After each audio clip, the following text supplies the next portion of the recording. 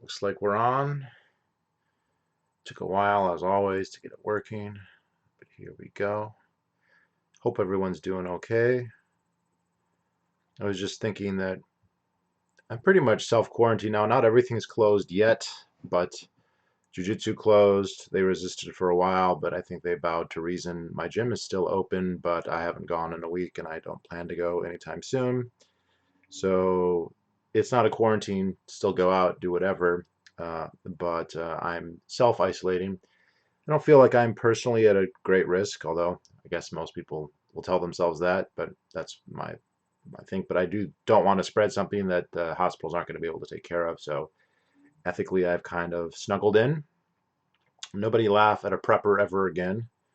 Uh, um, I just realized, I spent the summer on those oil rigs. I would spend over a month at a time without leaving. So I'm kind of well positioned for this. I'm obviously a lot more comfortable at home than I am on an oil rig, even though those tend to be fairly comfortable. Um, so there's not a lot going on. Obviously, I can't do the things that I would normally like to do. So a lot of reading, yoga mats. I have enough weights here that I can start lifting. So hopefully I will do that soon. But one thing I can do is upload videos. And so I'm going to do that. Let's see if this is looking right. No, not yet. If you see this, if it's working, go ahead and leave a comment. I never know if it's working or not. There you go. It is working. Awesome. Um, so obviously coronavirus is the thing and everyone wants to talk about that. I made a video about it yesterday, so if you didn't see that and you want to see kind of some of my thoughts on coronavirus, go ahead and check it out there. I don't want to rehash everything. Just everyone, please be safe. Do what you can. Self-isolate, even if you're not at risk, or even if you know. I don't know. It seems like the most prudent thing to do at this time if you don't have something where you're positively helping people. So I'm not gonna. I mean, I'll leave it open for comments, and so people can ask me stuff. But I'm not gonna. The point of this video isn't to talk about coronavirus because fuck, we've all heard enough about that. There's other stuff to talk about. Uh, so actually, okay, it looks like the title's working. So in this video, I want to address actually a lengthy comment I got on my gay network video. So this is from a user named Secret Commie, which is a funny name to have since it's not a secret that he's a commie with a name like that. So I will say I really appreciate he's made several comments, he's watched several videos, and he comments pretty regularly, and the comments are pretty nice. And he's not calling names, and we obviously disagree on a whole host of issues. There is this kind of inverted Overton window sometimes with communists where libertarians and communists sometimes can make common cause and find allies. So, I can watch somebody like Jimmy Dore or even someone like Bernie Sanders sometimes and be like, yeah, he's got a point there. They're coming at it in a way that the mainstream Overton window people are kind of blind to. And so we do sometimes, even if we don't agree, we have a perspective where we can kind of see. I don't know how to describe this, but if we're both out of the ocean, we can kind of see the town on the mainland and see the shape of the beach and the way the people that are there kind of can't. So he and I don't agree on a lot, but he's left some really long comments, and I do want to address one of them. I also have a rule where if there's an in-depth discussion to be had, I'm not going to put that in the comments just because no one's going to read it and it doesn't seem worth it. And if it's a worthwhile question, I think it's better to share it with everyone else. So I'm not going to try and address everything that he's ever said to me, but I just want to go over this one comment, which is about discrimination. So um, it's a kind of a long comment, and so I want to answer it. And like I said, he's been very nice in the dialogues. He hasn't been name calling or anything like that. And I'm going to try and do this. Some of these ideas that I will get passionate about and maybe overstep a little bit, but that's just where I'm coming from. So this is on my video, The Gay Metropolis, and it says here, okay. Yes, you shouldn't be able to discriminate by gender either. A more PC way of describing the inborn traits you are getting at. So I was talking about gay people discriminating against women in Provincetown. Um, uh, But there is an additional layer to that argument, which is that sociological minorities deserve to be a protected class. So there's a lot in there. What he's getting at is, I was pointing out that a lot of people will say that you shouldn't be able to discriminate based on inborn traits, but you should be able to discriminate about the traits that people acquire later. And the reason they do this is because it's a common tactic where people who oppose freedom of association and who say that businesses should be forced to serve all their customers will kind of be hit back with, okay, so should a black store owner be forced to serve a Klan member? And very few people on the left who are against freedom of association want to say yes to that. They don't want to say that a Klansman should be served by a black man if they want, or that a gay man should be forced to help a homophobe or something like that. And so they think about it for a second and they come up with this argument on the spot, basically that, well, you can't discriminate against somebody by an inborn trait, so because they're black or because they're gay, presumably, but you can if it's an ideological thing. So if they became a racist or they became a Nazi or they joined the Klan, those are different things. So I was kind of bringing that up, but I think I should just make my point clear here, which I didn't make in the video. I think you do have a right to discriminate, okay? You own your body, you have the right to associate with who you want. Nobody's entitled to associate with you. Okay, every day I have people hit me up on Grindr who most of the time want to meet in one capacity or another. Some of them want to go out for drinks, some of them want to hook up for sex, some of them just want to talk. Same thing happens on the street. People will come up and talk to you on the street. Nobody's entitled to my time. Now, I'm polite and I like to be friendly to people, but I don't owe them that either. And the criteria by which I decide who I want to meet is totally my business. So, if I'm talking about guys, I'll be honest, I have racial preferences. It's not exclusively white, but that's most of the guys I go for. Um, I'm polite to everybody, but I'll tell people no. But it's way more than that. There's certain age things, right? This is probably the more common thing on Grindr or just in dating in general.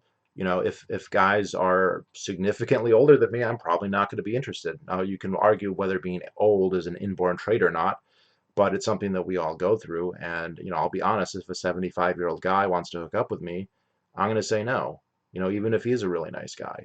And I don't feel like I owe him a date or a blowjob or anything for that matter. I also discriminate against guys who are circumcised, right? I prefer guys who are uncut.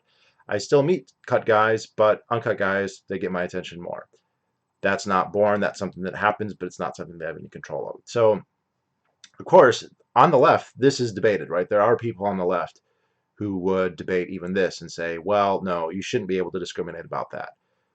If somebody is interested in you, they have some kind of right to sex or a right to feel loved, and I just would say that is a right that's asserted based on nothing, right? It doesn't make a lot of sense, and the utilitarian implications of that right are quite radical. They go much further than alleviating the suffering of one marginalized person. But then people think there's this big leap that, well, okay, sure, fair enough. It's your body. You can choose your sexual partners. You can choose who you date. Walter Williams used to always say, I was very discriminating. I only picked one woman to marry. All the other women out there, I said no. She's the only woman for me. I discriminated against all other women. Because that's a correct use of the language, and that's what he did. And there aren't too many people who would object and say no, especially him because he's black. But then they say, well, but if you own a business, it's totally different, and your freedom of association is gone then. And I just don't agree with that either. If I own a business, and let's say there's somebody that I hate their guts for whatever reason, we have a personal feud, and they walk into my store, I can say, get the fuck out. I don't want you in my store, right? I don't feel like because I own a business that I am then obligated to help anyone who wants. I'm not obligated to own a business. I'm not obligated to invest capital in a business. I'm not obligated to put my time, right? This is another interesting thing. Like, nobody's obligated to be my labor. They're there by choice. I'm there by choice. And my customers are there. And this is the interesting thing. My customers aren't obligated either. I can't go to my customers and say, you have to come and be my customer. The only way I can do that is if I go to the government and say, make people become my customers, which, if you remember Obamacare, then you remember that happening because they made a law that said you have to become the customer of an insurance company, right? And I don't agree with that. And by the way, That's the only way you can make someone become your customer, is by going to the government and having them mandate it. So I can't force people to be my customers. I shouldn't force people to be my customers, right? For utilitarian reasons, whether you want to get into the morality or not, for utilitarian reasons, quality of service is going to go way down if you could just force people to be your customers. And just like I can't force them to be my customers, they can't force me to be their provider. I'm not their slave. The fact that I put in my time and effort to invest in an enterprise, in a store, a factory, whatever, doesn't obligate me to them. Now, the incentives of the market are very much that I want to please as many people as possible. I want to give customers, people are offering money, I'm going to want to. There's a strong incentive that way. But if I have a bias and I want to implement it, I can, right? And it's not that, if you want to say that's onerous in some sense, well, we can debate that, but it's certainly, and we'll get into this later, but that's certainly not a crime. And I think that you absolutely have the right as an owner to discriminate on any criteria whatsoever. So if someone came up and said, I'm black and I want to use your business, and I could say, you know what? No, I don't want you to use my business. Take your money away. Right? I don't know that there are many people who would do that, but I think that they could. All right. So I think that when people come up and say, well, you can discriminate not on inborn trait on things, but not, factors that develop later. Um, no, I don't agree with that. I think you can discriminate on either criteria. It doesn't really matter what the criteria is that you're discriminating. If it's your body, if it's your business, all right, and then it is your business. And people, they are entitled. You can't force them to be your customers. They can't force you to be a provider. That's how I feel about it. And if you're going to assert otherwise, that there is an obligation, then you need to explain where that obligation is coming from. What are its precise limits? So uh, right? And it's just kind of asserted here, um, that this is the law. The Supreme Court said so, so there you go. And I'm like, well, the Supreme Court is obviously not a perfect institution, so we're going to have to go off arguments here, not just on what's asserted. But so there's that. So this is making my position really clear on this, which I didn't necessarily do in the gay video, in the gay Metropolis. So let's see. Then he also adds, uh, blah, blah, blah, but there's an additional layer, and that is to the argument, which is that sociological minorities deserve to be a protected class. Okay, that is just an assertion, right? Sociology, by the way, this is something that I just learned recently. The first book in English in the United States that was published with the term sociology in the title was called The Sociology of Slavery by George Fitzhugh. I will be reviewing some of his works soon. Very interesting writer, and you'll see when I cover those books why he is very interesting and also never talked about today. But I use that as just an example, though. Sociology is not a perfect science. In fact, it's a complete pseudoscience. Yes, there are people at universities. Yes, they have degrees, but they self-promote. They kick out people who don't have the right ideas as far as they're concerned. I know this. I know I've dated guys that work at Harvard who are in the faculty who are hiring people in sociology, and they come straight out. If you disagree with their ideology, they don't let you advance. You will not get a position in a school. Their cliques, it's ideological, and there's many parts of universities that are like this. The entire thing, it's like many other schools, like the Frankfurt School and the psychoanalytic schools. Like, it's just pseudoscience, man. There's academic papers, but it's based on nothing, and they can assert anything. So if you want to say that there's this scientific category of sociological groups, I'm just going to, I mean, I'm not going to say everything in sociology is always wrong. Maybe there are categories there that I might agree with or might make sense, but to just assert that, well, sociology tells us this, you have to tell me. I'm just not going to take sociology's word for it. So if you want to make a more specific claim, that's fine. But no, I can't take their word for it. They have institutional bias. It's pretty clear and pretty obvious. I mean, these are the same people who would say, like, math is racist, or science is colonialism, or that sort of thing. That sort of mumbo jumbo that gets you nowhere. Let's see. So you protect the minority from the tyranny of the majority. Okay, now this just doesn't make any sense if you're a majoritarian. Okay, that's inherently anti-democratic. All right, you either believe in the will of the majority or you don't.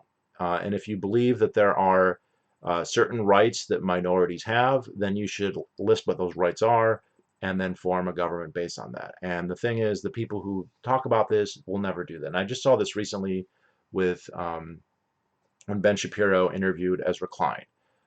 So Ezra Klein was very explicitly, I'm a majoritarian. I believe in more majoritarianism. I think we should become way more majoritarian.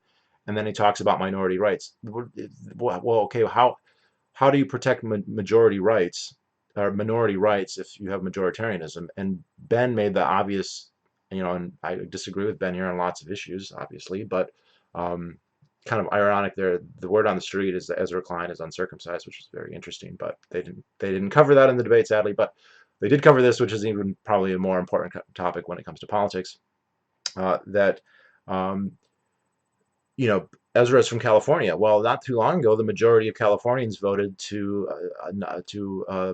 abolish gay marriage. Right? You had a majority vote like, nope, you can't have gay marriage. That was what was that? 2006, 2007, something like that. Not that long ago.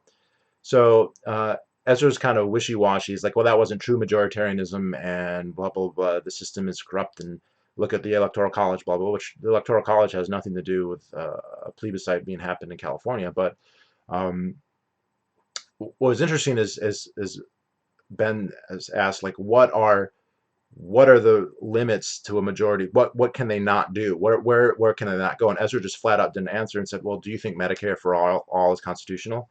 He didn't answer, and I think he's smart enough. I don't think Ezra Klein's an idiot. I think he's very smart, and I think he was like, oh no, I'm going to skirt around this issue because as soon as they pin you down to saying these are the rights that you have that the majority can't vote about, then you have constraints on the government. And the thing is, none of these people want constraints on the government. The government shouldn't be constrained. It should be unconstrained.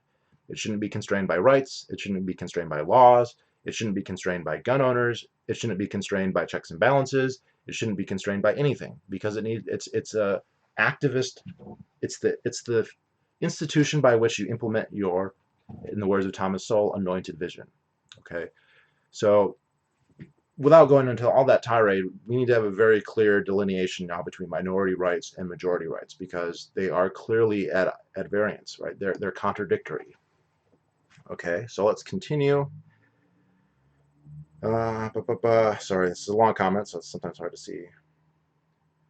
It means that certain associations should be protected. Which associations and why those associations and not others? Right? It just seems hopelessly arbitrary. As it's coming down, it seems to be that, and you say, well, there's a science of sociology here. Well, when they have conferences about this, they break down in debates about who has the most intersectional right, right? Does a trans woman have more rights than a colored, gay, non-trans, right? And they break down because sociology isn't actually a science. So they can't, it's not like math where they can say, well, we did the division and this is the bigger number and this is the smaller number. It's just a completely word salad of gobbledygook nonsense where you can say, oh, well, this person's intersectional score is higher than this person's based on whatever I want to say. And so it completely breaks down. So it's completely arbitrary what groups you're going to pick here. So traditionally gay people have been put in this list, but now people are saying, no, not if you're cis or not if you're white. Why is that? Why do either one of those matter? Why is that changed? Is it going to change again? Will we get to the point when a black man doesn't count because we've had a black president, or do you have to be full black and not half black? Where does all the go? What's the science of this? There isn't science, and since there is no science, it's completely arbitrary. And this was kind of interesting too in the Ezra Klein Shapiro debate, is that he made it very clear that he doesn't want to be pinned down on which groups should or should not be protected or how much, so that he can pick and choose to implement whatever policies he wants. So let's see. The better argument against places like P-Town, so for those you know, P-Town is a majority gay town on the tip of Cape Cod in Massachusetts, and partially New York City, is that they are largely racially homogeneous and affluent. Okay, P-Town may be homogeneous. I'm not sure. I've only been there once. New York City is definitely not racially homogeneous. In fact, I believe it's one of the highest proportion of foreign-born cities in America. And so the proper criticism is how do these places accept black LGBT people and the poor, not that they might exclude straight women. Again, that seems arbitrary, right? We have plenty of feminists out there who disagree and say that, a woman is below a black person or a gay woman, right? This is just, you've created an arbitrary hierarchy here that other sociological leftists who identify as Marxists and communists don't agree with. including there's communists who don't agree with any of this, right? There are communists who are much more into economics. Bernie Sanders appears to have been that type of communist for most of his career. He wasn't that intersectional until 2016, to be honest. He was a much more conventional Marxist. So again, it's interesting here. We need to protect minority rights, but not a black church because, uh, right, not a poor, not an affluent. So just because why? Not clear. So the problem with it not being clear is that it becomes completely arbitrary. The problem I have with when I listen to Ezra Klein is that he doesn't have any principles, and so you can't trust him with anything. You can't nail him down and be like, wow, this is the limit to where he'll go. There's no idea what he'll do. And he has the smugness and the superiority to feel like whatever he does is justified. That's how he comes across to me. So he's a fucking dangerous man. That didn't sound good. Let's see. But many people have multiple minority statuses, and that is something that has to be negotiated, but can't be proven, right? So there's no like there's no science there. That's completely arbitrary. It's whatever you subjectively feel like, whatever you want to claim, right? There was a big debate on whether Obama was even black. The NAACP debated whether he was black because his mother's white, and he didn't grow up, whatever you want to say about his birth certificate, like he grew up in Indonesia, he went to Harvard. So his life, its connection to your average black person, from the South, from the rural South, or from the urban North is pretty far removed. So is he black or not? We can debate this about anyone. Is someone white or not? Let's see. But the contradiction is that the individual who has multiple identities, e.g., gay and a woman and black, not that one minority shouldn't be allowed to colonize another minority space, e.g., historically black universities admitting white gay men. So I don't know, or do we? So there's like this perfect science about which space each group gets. That's not based on what they voluntarily decide or what they want, but some kind of science. So like if a historically black college says we want white students or we want gay white students, are the sociology scientists, technocrats going to come down and say, no, you can't do that because you're you're a protected minority and we're going to protect you from your own free association? Okay. I mean, doesn't seem to make a lot of sense. Why we're going to protect you from your own good, for your own good. So that said, you might say that homophobically religious is difficult to do. I'm not sure what it is, but you would then have to prove that people are deserving of a right to impose a homophobic ideology on others. No, you don't have the right to impose your ideology on others, but you have the right to have your ideology and act on it yourself. And this is going to become important in a second here. What if Mormons decided God wanted left-handed people to be executed? Would it be morally and ethically acceptable to stand by while they do that? No, because they would be aggressing against somebody else. And here's a huge moral equivocation here that I don't think that you can make seriously. There's a gigantic difference between refusing to make a cake for somebody and cutting off their hand. Okay, those aren't equivalent ethically, not even remotely. And it's not a question of scale, right? You could say there's two types of an assault, right? I could go and put my finger on your forehead like that is an assault, or I could come and smash your face as hard as I want. And you could say, well, yes, one is worse, but they're both assaults. Well, no, fair. And that's actually kind of how the law treats it. There's assault and battery, and like what it, it's you cross a line, it's pretty clear. And even if one is much worse than another, it's the same in principle. Refusing to give somebody a service is not an assault. All right. If I refuse to have sex with you, I'm not raping you. Okay, that's not the same thing. Even if you're very sad that I refuse to have sex with you, right? There's a big difference between refusing to give you a service that you're not entitled to, that I'm not obligated to give you, or even if I was obligated to give you that, let's just assume that you are obligated. There's a big difference between not giving you something you ask for and aggressively harming you, right? So there's an equivocation here that I don't think makes any sense, right? You're just equating them, conflating them, I would say. So no, you can have a religious belief by all means, and your religious belief ends at someone else's. This is one of the reasons I don't believe in religious exemptions for circumcisions. You can be a Jew. You can decide to circumcise yourself when you're a consenting adult. You can't decide to circumcise your children because it's not you. They may not decide to be a Jew. They may not want to be a Jew. They may want to be a Jew who's uncircumcised, like Ezra Klein or friends of mine that I have. All right. You may believe that your religion demands that you die because you're going to go on Hale-Bopp's comet. Okay, commit suicide by all means. You can't go and kill somebody else. All right. So if you want to own a factory and or you want to own a cake factory, and you don't want to give that you don't want to provide cakes to gay people, that's not an assault against them. You're not committing a crime against them. Now, what will typically happen is then they'll create we'll have a hypothetical scenario like, oh well, what if you're starving to death and this is the only place that you can buy a cake and they deny you because you're gay? Okay, that's a lifeboat scenario. And that's not the situation that anyone finds themselves in, right? It doesn't apply to cake or pizza, anything where you're not, right? You can't take an ethical line in a lifeboat scenario and then apply it to a situation that's not, a lifeboat scenario. Harry Brown used the example of two people are in a rowboat together, and one of them says, "This is my side and this is your side," and the guy on the other side says, "I'm going to take out a drill and drill a hole in my side of the rowboat because it's my private property and you can't stop me."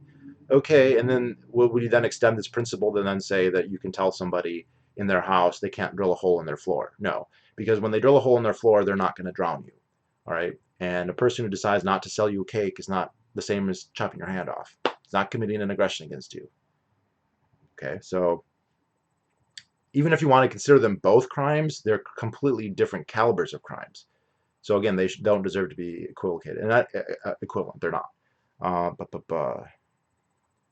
So let's see. Would you be morally and ethically acceptable to stand while that's going on? No, I wouldn't, because that's an aggression. They're attacking somebody else, and I wouldn't stand by that. But if a cake guy says, I'm not going to sell you a cake, if a business owner says, get the fuck out of my business for whatever reason, right? I don't like your race. I don't like what you said to me. I don't like the shirt that you're wearing. I don't like that you're pro-Trump or whatever. That's their business. And if I'm really upset by that, I'll boycott the business or talk about it. But I don't, that's not a crime. Okay, that's not an assault. That's not aggression. Refusing to, just like, again, if I refuse to date someone or refuse to have sex with them, I'm not raping them. You could say, well, you're being a bigot and you're being closed-minded because, and I love it when like you don't like a certain race. Yeah, I don't like a certain sex either. Sorry, ladies, not into you. Sue me. I'm a criminal. I guess I'm a rapist for all the women I refuse to have sex with. But let's see. Let's see. I keep losing my spot. If you want to argue that homophobic theocracy is an inborn trait, and I don't argue that, although it might be true, but I don't. That's not my view, or that it's somehow a deserved right. The correct way of handling that would be something like an Amish community. So this is coming about from my example of inborn, exborn. Again, to be very clear, I don't care if a trait is inborn or not. You have the right to discriminate. That argument is just a special pleading that people make when they want to allow discrimination based on categories that they like and not against categories that they don't like.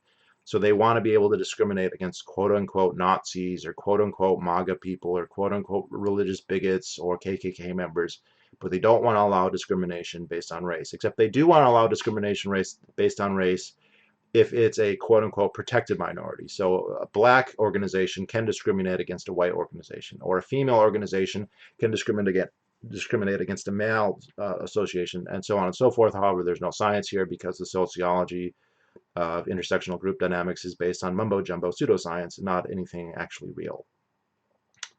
Or there's maybe something real there, but the way that it's stitched together is completely arbitrary. Let's see. So again, he's not attacking a straw man here. It's fair that he walked away with that impression based on what I said in that video. But no, I don't believe it matters whether a trait is inborn or not. I don't think that your religious views are inborn. People, if you have Mormon parents and you're not brought up in a Mormon family, you're not going to be Mormon. Is homophobia something that is inborn, or racism something that's inborn? I think there's some evidence that this could be true in some cases to some extent. They've done studies on babies and what faces they stare at more or whatever. Uh, but that's a how that manifests religiously can depends a lot on nurture, not nature. But again, it's irrelevant to my point of view because I don't care if you're discriminating on an inborn trait or not, right? That's a distinction that people who want to discriminate but don't want to allow freedom of association make, not me, because I believe in freedom of association, period. Let's see. Uh, let's see.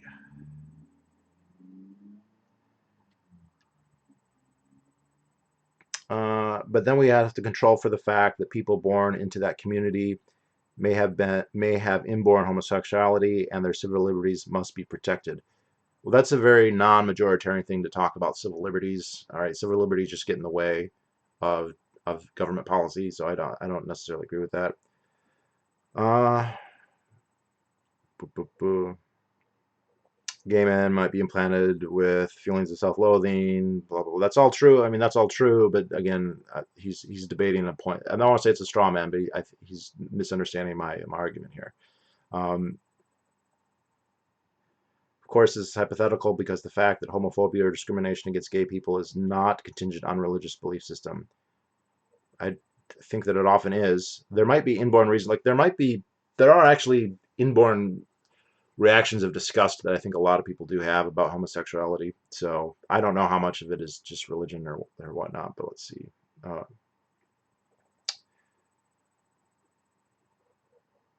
I would grant that a person not wanting to bake a cake may have arrived at that conclusion naturally. I don't care if he arrived at it naturally or not. It's his bakery and it's his fucking cake. It's his labor. He owns his labor. He doesn't owe it to somebody else. He's not a fucking slave. Right? He doesn't become a slave. You don't become a slave when you open a business. It doesn't matter how white you are, and it doesn't matter how black the other person is. Just like the black person is not a slave when they open a business. Uh, see, meaning it wasn't purely their religious teaching that made them feel that way. Again, it doesn't really matter why they feel that way, if it's religious or inborn, to my point of view. Um, let's see. However, I would argue that people's natural tendency towards discrimination emerges secondarily to their primary inborn traits, which conform to a social majority. I don't know that there's any truth to any of that. And are we going that social things are inborn or not? I mean, I don't know. So much of socialism is based on the idea of a blank slate, that people don't have that, that hierarchy is bad. There's none of that, and all people are equal, and none of that's inborn as far as I can tell.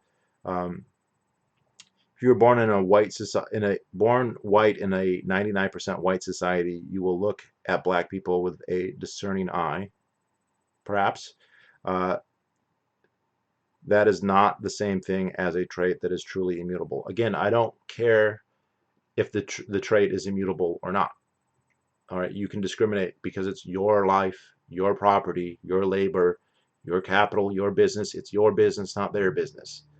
All right, there isn't some unwritten. If there's people, oh, there's a social contract. What are the rules? You can't invoke a social contract and not actually have the terms of the social contract. This is the big problem with it. It doesn't mean anything, and so you can be completely arbitrary. You can invoke any socialism or sociology or whatever to make your point, but no. So a lot of this was based on a misunderstanding. All right, I was making the argument against the distinction between discrimination based on inborn factors and not. But there are some real disagreements here. Obviously, the idea that somebody who is refusing to give you a service is aggressing against you in the same way as somebody who chops off your hand.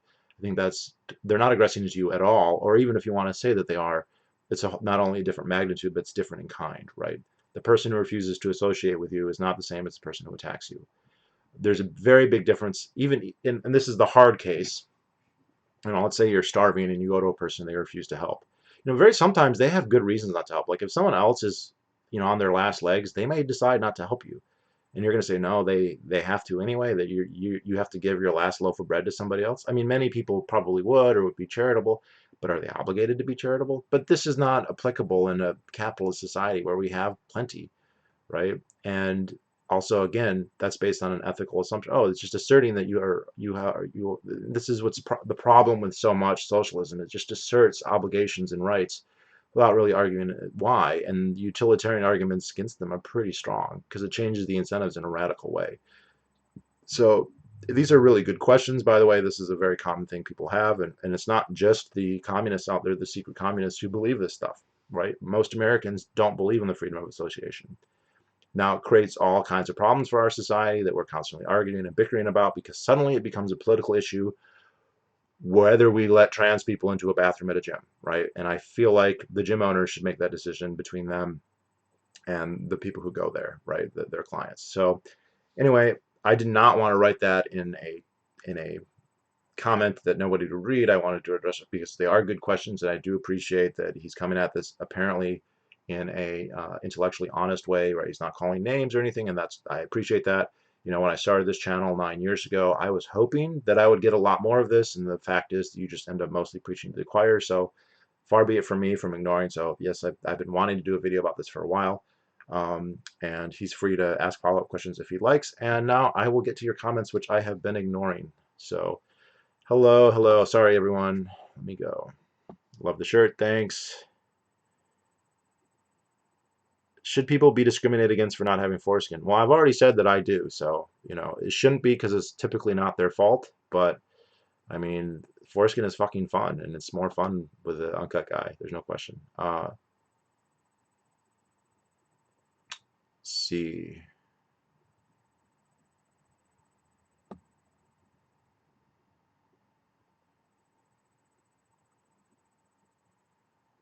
This feels like a 1791 L video. I'm not sure what that means. So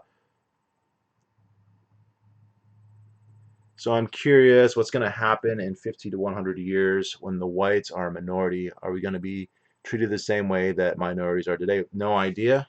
No idea. That would be unprecedented in the United States. So we don't really know what the dynamic was. And it's so dependent. 50 to 100 years making predictions like that is just kind of pointless, I think, for most things. I mean, if you want to make a prediction about the Milankovitch cycle or the weather or something, you might have more of a case. But human society is changing so quickly in so many respects that I think that's really hard to come to a conclusion.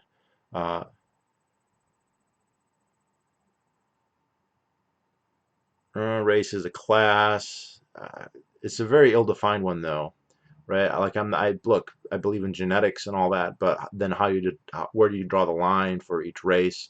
Which haplogroups, which alleles are you going to count and say this is black and this is not black or whatever? It gets a little arbitrary.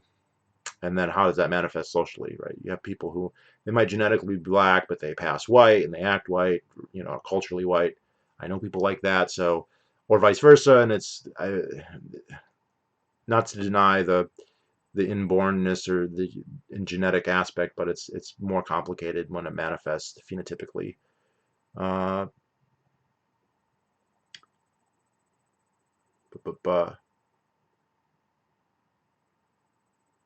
Where I live, it's about 25% white. People are blending together more and more. The hard lines are blending more and more. Yeah, there was I think his name is Richard Rodriguez, and he just said the future of America is brown. He thinks everyone's going to mix. That may or may not be happen, but it's going to happen to some degree. Arbitrary equals subject to power plays. Yep. Arbitrary just means it can be anything, right? There's no principle there.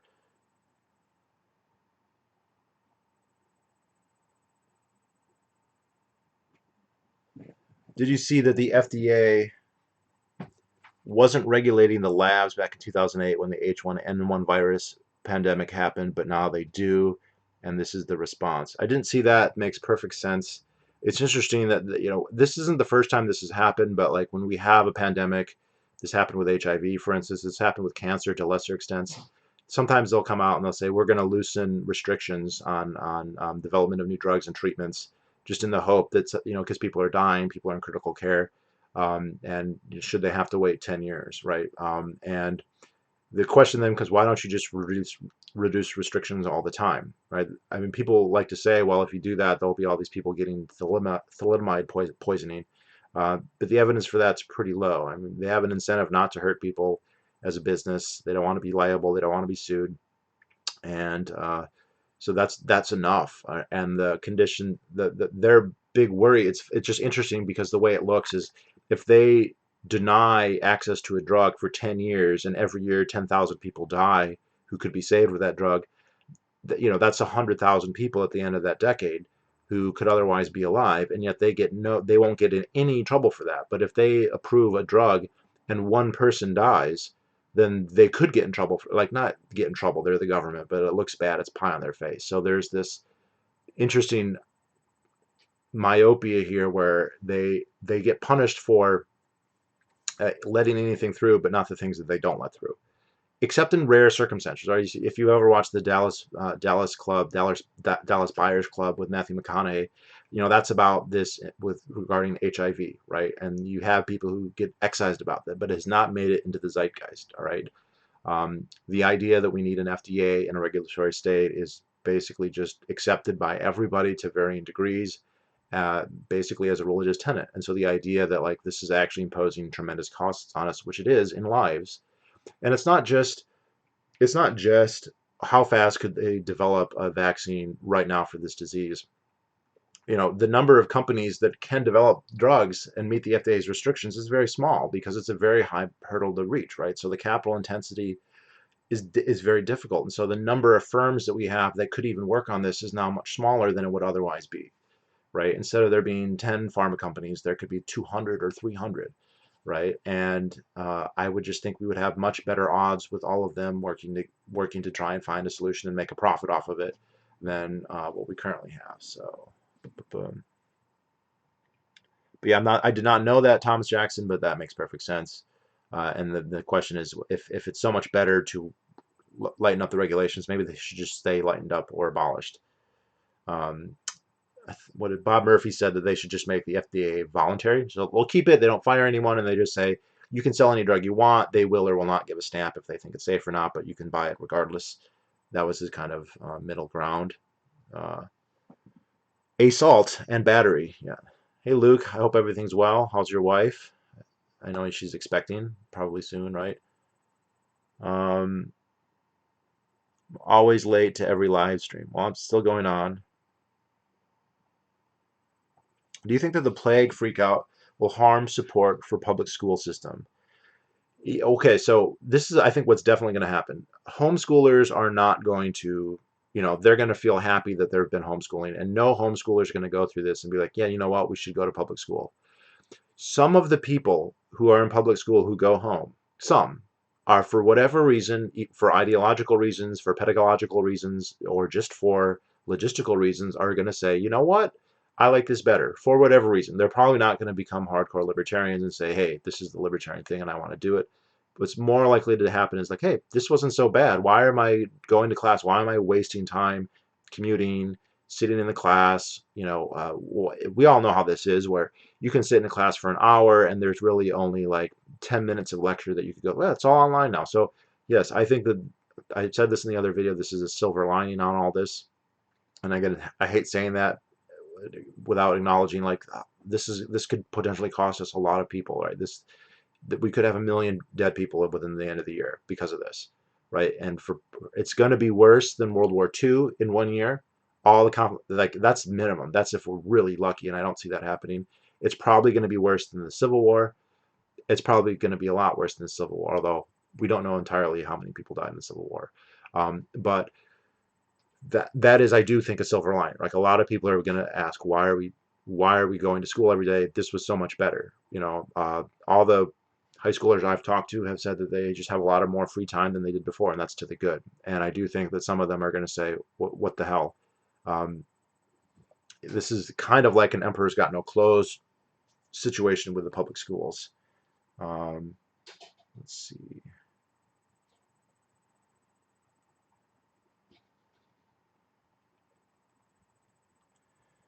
Let's see.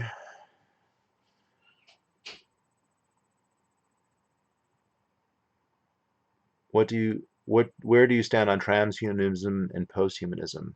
Well, I think that they're as long as we don't destroy ourselves or whatever, they're kind of inevitable. I don't know about posthumanism. If you mean the end, I'm not sure exactly what that's supposed to mean. If that means we're all dead or we evolved to not be humans. Transhumanism seems very unlikely. I'm not big on it. I don't follow. I have friends who are. I know libertarians who are big into it. I'm not personally that excised about it, but I think it seems inevitable. Wife is good 2 months till birthing. That's good, Luke. And I've also just heard that babies who are born with infected mothers are not sick. They are not infected, so that's wonderful. Also, children don't appear to get that ill either, so that's great. Congratulations. Let me know when it happens, because I don't know. I'm just happy for you. So, what is the anarcho-capitalist position on female armpits? They should be abolished, just like the state. Uh, are you aware of the Earn It Act that's going through Congress right now? I'm not aware of it, so no comment. I think a big thing might be online education. Yep, that's probably true. Uh, I think a lot of college, look, I don't know if every college in the country has been closed yet, but I think most of them will be by the end. Most of them are already. And again, well, I think a lot of them are fucking pissed because a lot of the schools are kicking people out, but they're not refunding them the money for their room and board. So it's like, well, I'm still taking the classes online. I haven't heard of any places that just ended the semester, but they're switching to online. But if you paid for a dorm and your meal plan, they're keeping that money in most cases. I haven't heard of any cases where they're not, and I've heard of cases where they definitely are. And that's going to piss the hell out of people, and rightfully so. I mean, the cost for the schools are made, like the colleges are just making like, I could be wrong about this, but it seems to me they're keeping the tuition, they're keeping the room and board for the dorms and everything. They don't have to staff them anymore, right? They don't have to pay for their janitors. Their professors don't have to go to class, so they can close all their buildings or most of them, right? They can shut down whatever percentage of their infrastructure. It could be a huge percentage, maybe it'd be a little bit, but they have all the same revenue. So like they should be doing really well. And yet they're going to not pay back their students, especially some of these schools that are rich that have huge endowments. And so I think a lot of people are going to be really mad about this. Now, how much of that gets obliterated and the whole tragedy of the entire thing, I don't know. But there are definitely college students right now who are thinking about that and be like, what the hell? Uh,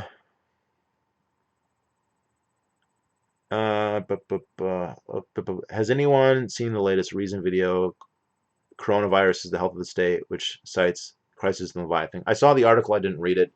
But look, whenever there is I said this in the previous video, there's two things. Whenever there's a disaster, they can grow their power.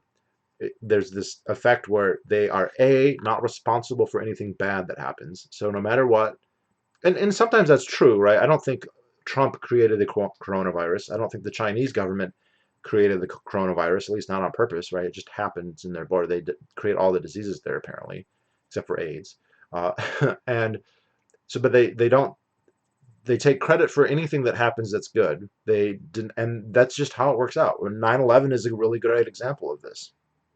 They completely failed, right? Their whole job is to protect us. So they say you have to give us all your money, you have to do what we say, you have to respect our authority, you have to praise us, and the reason you have to do that is because we will protect you from attacks. We'll protect you. And here we have an example where we were attacked and it wasn't a surprise, right? We knew Al Qaeda was out there, they had done other attacks, the government was supposed to be on the lookout for them, and we're giving them $1 trillion a year to do it.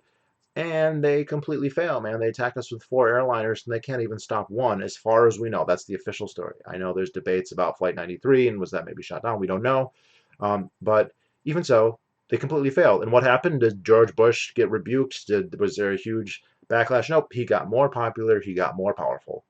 And sad to say, that's going to happen here. And I think this could be 100 times worse than the war on drugs because they could start saying, yeah, we don't need a warrant. We got to come and find the people who have sick. We're going to break the quarantine. Like, blah, blah, blah. It could definitely go that route. It could definitely go that route. I don't think it's going to be effective at stopping anything, but they have plausible deniability, and people are scared enough that they're probably not going to, are they going to march on the Capitol? No, that's not going to be allowed, and people are going to understand that. So this is very, very bad. I mean, it hasn't even sunk into me how bad this could end up becoming in that regard. It's very bad in the regard that people are going to die, obviously, but this is just adding a whole other level to it.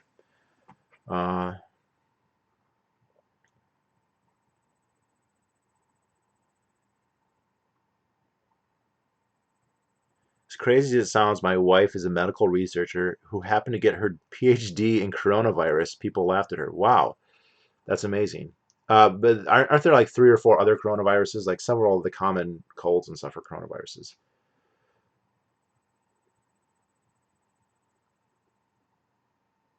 Uh, I just watched the video. Yeah, this is bad. It's very bad. The EARN Act is an attempt by Lindsey Graham and Richard Blumenthal and to push companies to use end-to-end encryption to basically allow the federal government to view all your messages. Oh, yeah, I did hear about that. I just, nope, obviously I'm against that. Universities are now reducing wages of faculty who should not come to campus. That makes perfect logical sense to me. Uh,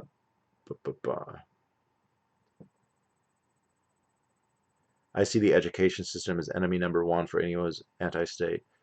Uh, there's definitely an argument for that. I don't know if I 100% agree, but there's definitely a strong argument for that. Um, let's see. I do have some optimism that this will deal a large blow to the university and public school system. I definitely think it's going to deal a blow. Like, just practically speaking, right now, millions. I mean, I don't know. I think there's like 26 million teenagers. Probably 20 million of them or more in public schools are not in the clutches of their teachers. They're not getting lectured to by their teachers. They don't have to do what they say. Even though they might be quarantined in their home or whatever, they have more freedom than they had before. And if they weren't already openly on their phones all day during class, they're going to be doing that now, or they're going to be out in the streets or whatever. So this is very good for them. And I think there's no way, I see it very unlikely that the schools will let anyone back in this year. Some of the places I'm saying is like 2021 is like an optimistic time. And yes, a lot of people are going to move on, and a lot for just logistical reasons. Like some people are like, yeah, I don't have time for this.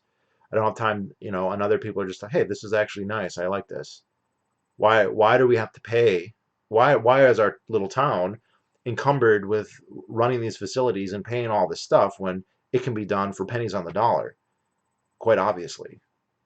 I mean, this has been true, by the way, for like forever, for decades, and now it's kind of going to become very much more obvious to people who would otherwise never think about it. Now, obvious to everyone, not necessarily, but yes. Uh,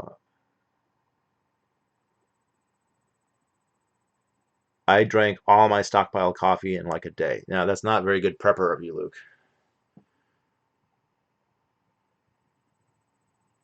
Coronavirus will thwart the gender diversity push at university campuses. Well, it's just ending it for now.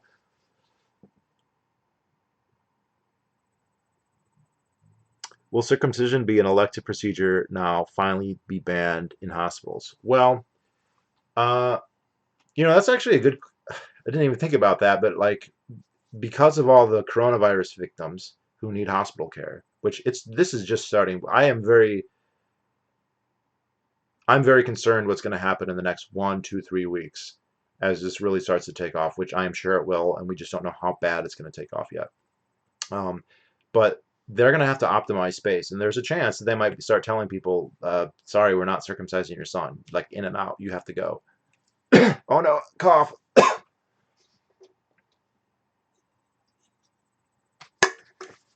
Maybe I have it already.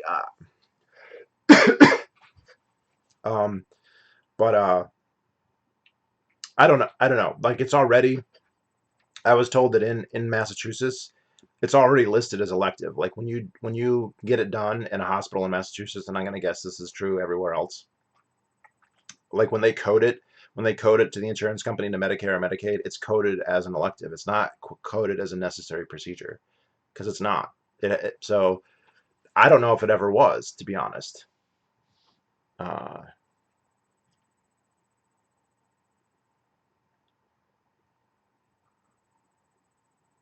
Thanks to COVID-19, I learned that price gouging is illegal in 34 states and is even enforced. Some guy in Tennessee. Yeah, I heard all about that. The way that quote price gougers are demonized just shocks me. This always happens. This happens whenever there's a hurricane and you have somebody show up with a whole bunch of generators that they bought 3 states over, and people act like that they're evil. I'm sorry, they're bringing things that people want offering them voluntarily, it's good. The fact that these people, if you were stockpiling this stuff months ago and you're just making more available now, so it's all voluntary. So no, it's fine. It's good. It's a good thing. They're doing a good thing. It's not bad. Uh, Jean Pierre in California, that's already happening because there's a ban on elective procedures. Yeah, well, California took circumcision off Medicaid. There's 16 states that have taken it off Medicaid. So it's not a ban on elective procedures. What they're doing is saying you can have a circumcision, it's legal, but you have to pay with your own money, which means a lot of people just decide I'm not going to pay for it. Whereas if this Medicaid will cover it, then they will. So that's what, and that's not just California. I think there's like 16 states that do that. That was Amazon that shut them down. Yeah,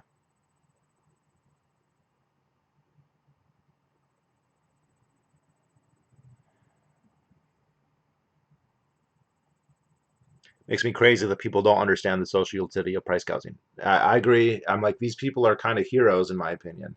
I can kind of see it if you go to Walmart and there's a guy right ahead of you and he buys everything that they have right there, like right in front of you. He goes out and he goes, okay, I'll charge you. You can buy it for 10 times as much. And the problem there is like he just got lucky to be ahead of you and he's charging 10 times as much.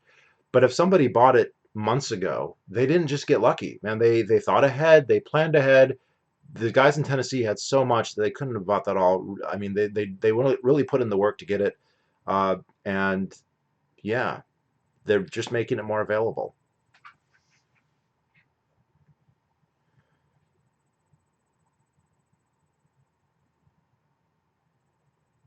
Uh, bu- bu- bu-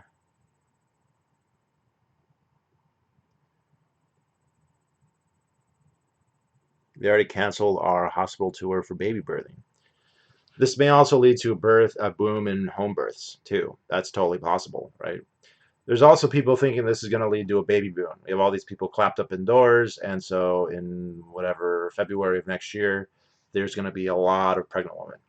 So we'll see, which would make sense because we will have lost a lot of population, so we should have a lot more population. Uh,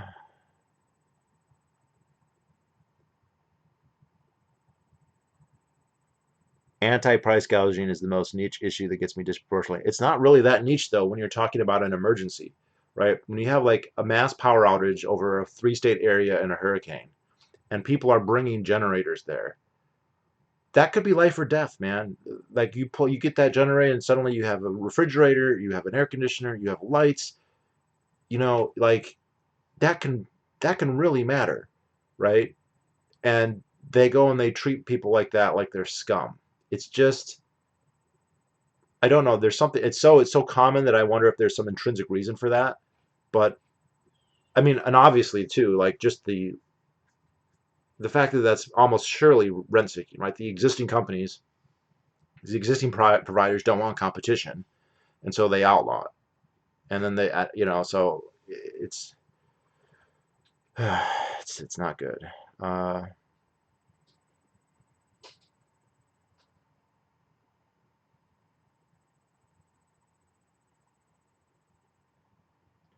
People don't understand that price signals are transmitted right. Like if you priced fix, that fucks it up because then they can't raise prices, so there it doesn't send the signal, hey, we need more of this stuff, right? If people think that they can make whatever $10 on a bottle of hand sanitizer, the amount of hand sanitizer that's going to get created is going to jump right up. And I do actually, ironically, one of my very left wing friends on Facebook posted that, hey, I want to start a company and start making hand sanitizer. Well, but that same guy would hate a gouger and be like, look at this scum. Like, well, you're trying to profit off of it as well, and you like the higher the prices, the more you're going to do, and the more hand sanitizer we're going to have. And to the extent that having hand sanitizer is a good thing, and I do believe there's some like overestimation of its value in terms of protecting people, but whatever, then yeah, it's the same thing with Bernie Sanders saying that the vaccine should be free. I'm like, okay, who's going to develop it then if it's going to be for free? Who's going to give the shot? Or is the nurse, is she a slave and she's got to give it for free too? Uh, Speaking of which, do you have any ideas on how to meet a boyfriend who is restoring? I actually uh, have met guys who are restoring who I've dated randomly.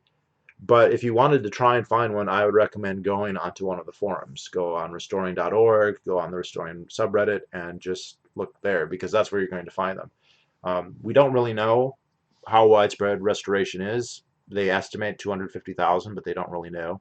I think it's probably more than that at this point. It might be twice that, but um, people are private about that, so you're not going to know like randomly. So you would have to basically go to a forum or like blatantly wear it or mention it to people. You could put it on your profile if you have Grindr, Tinder, be like, "Hey, I'm restoring my dick." Like, I mean, that's one way you can do it.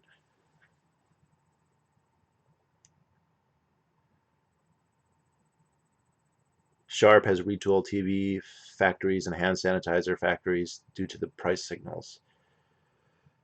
Yeah, and I also heard there's a crypto guy here in New Hampshire who created a crypto coin called Raven Coin, and he's right now trying to create 3D printed respirators. Right? They're trying to. He's just the printing part. They just have to get detailed schematics to allow them to do that, so they can just start pumping them out, and that's huge if they can do that. The thing is, if that capacity has probably always been there as long as we've had 3D printers. The problem is you could make one for yourself, but why would you make a respirator just for yourself? But if you could make a respirator with a 3D printer and sell it, there would be a huge reason to do that. The problem is that would be completely illegal. That is completely illegal. You would get shut down if you opened up if you wanted to Amazon and started selling respirators for $100 a pop. Man, you would get shut down so fucking fast. And just imagine if somebody had done that a year ago, people would be like, "You fucking cutthroat capitalist motherfucking respirator! You don't have a permit, you don't have a license, you don't have the qualifications, you didn't blah blah blah blah blah blah blah. Fuck you, fuck you, fuck you." Now they would, if only they had allowed that. If only they had allowed that.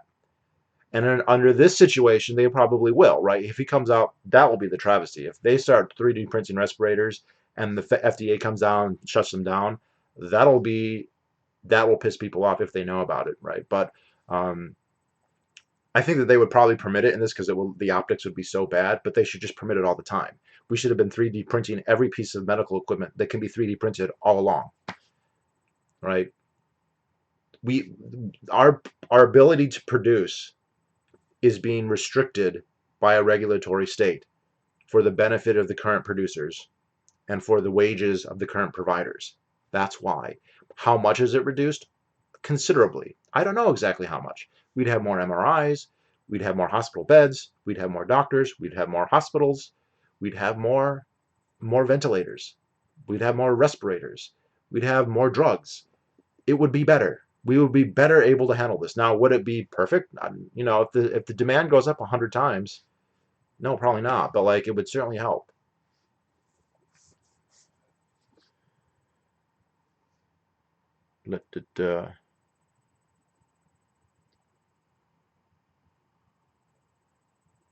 Walmart is out of hand sanitizer, but has plenty of hand soap. I have not even gone. I got into the stores before, and I haven't even gone back, and I'm kind of afraid to do. I don't want to see how bad it is. Because some intact men think I am crazy for loving foreskin so much, and some cut guys get butthurt over the subject, understandable, but kind of makes things awkward. Well, so cut intact men tend to take it for granted, and they don't understand why it's fetishized or why you like it because they've always had it and it just seems normal. And so you have an attitude with a lot of intact guys who are just like, I don't see the big deal, but they don't really know what you're not feeling, right? But there are some who do like it, and there are plenty of intact guys who like being appreciated. Uh, and yes, you're correct that most cut guys get butthurt over it. My favorite thing was seeing how only soaps left at Target were hippy dippy seventh generation soaps. I guess no there are no greens in a Fox. Yeah, yeah, fair. Uh, do you think this will hurt Trump 2020. I assume it will help him. Most of the conservative pundit class thinks it will harm his reelection, but people tend to rally around leader. Yeah, so it is complicated. I mean, definitely it's going to kill a lot of his base, man. If Republicans are generally older, this is going to kill a lot of older people, or maybe not kill, but they will be unable to vote or whatever. So there's that. But I think the last thing you said there, rally around the leader, is very true. If he plays this right, if he's smart, if he's not partisan about this, he's just like, we need to come together and get through this. This could become his shining moment, right? This is the great kind of tragedy, is whenever there's a big thing like this. In in terms of death, this is going to be much worse than World War II.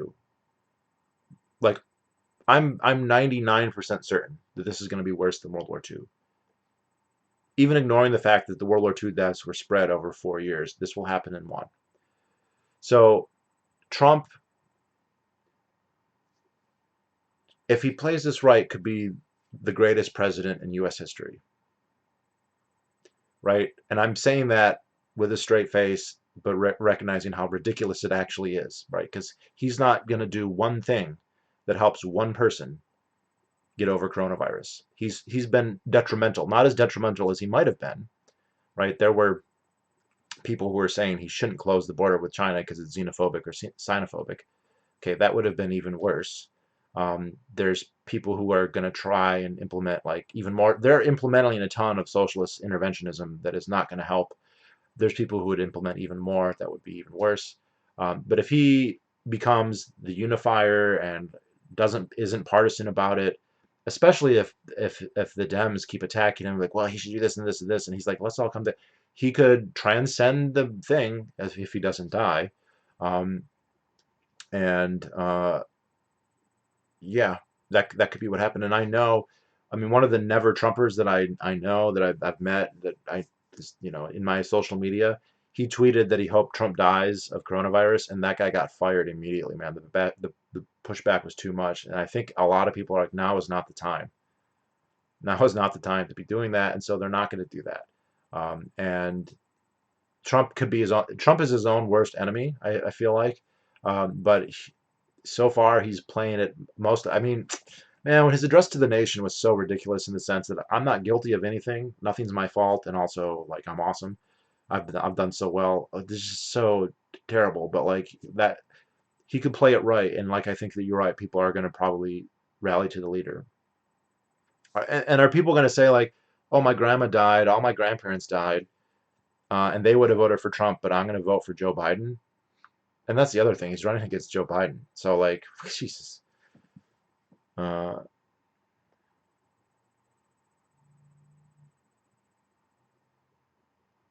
Certificate of need requirements to build hospitals certainly seem pretty evil right now. It's not, and it's my understanding that in many municipalities, certificate of needs can only be granted by an association of the existing hospitals, and they just never grant them because they don't want there to be additional hospitals.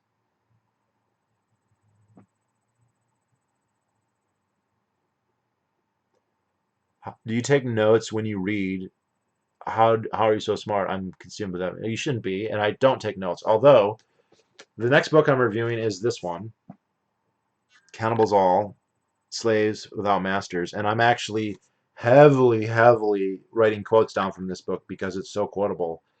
This is one of the most quotable books I've ever read, uh, and I think almost on every single page there's something that I had to write down. But that is not typically what I do. In fact, that's never what I do. I never took notes in college. I never took notes in high school. I just read the text. Um, I Because he's so quotable, I'm going to be doing that with him, but I would otherwise never do that. But I appreciate that. Thank you for the compliment. Let's see. But yes, all those restrictions are evil now. People are going to die because of those restrictions. Not just because they're stopping stuff from being built right now.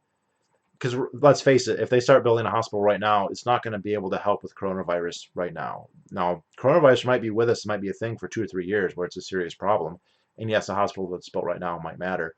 But it's reduced the number of hospitals that are here on the ground now because the restrictions have been restricting new hospitals for decades and decades and decades. Okay, so at least 40 or 50 years at this point. And it's also restricted the number of drug companies, the number of drugs, the number of doctors, the number of medical schools, the amount of equipment. There isn't a single part of the medical industry that isn't regulated, where those regulations aren't reducing the quantity and the quality in many cases actually of what's available. And when this happens, we would need as many as we could. And if people could have been selling 3D printed medical equipment, I'm sure they wouldn't have just been doing respirators, right? People wouldn't have predicted that we need respirators necessarily. But if it was a free market, there would be people with 3D printers printing out medical equipment, whether it was MRIs or whatever, at fractions of the cost, and there would be many, many more of them. And as soon as they found out that this was happening, retool, boom, boom, boom, boom, boom, and we could have, it would be conceivable to me that we get 50 to 60,000 more respirators now, just built in the interim, than we currently do.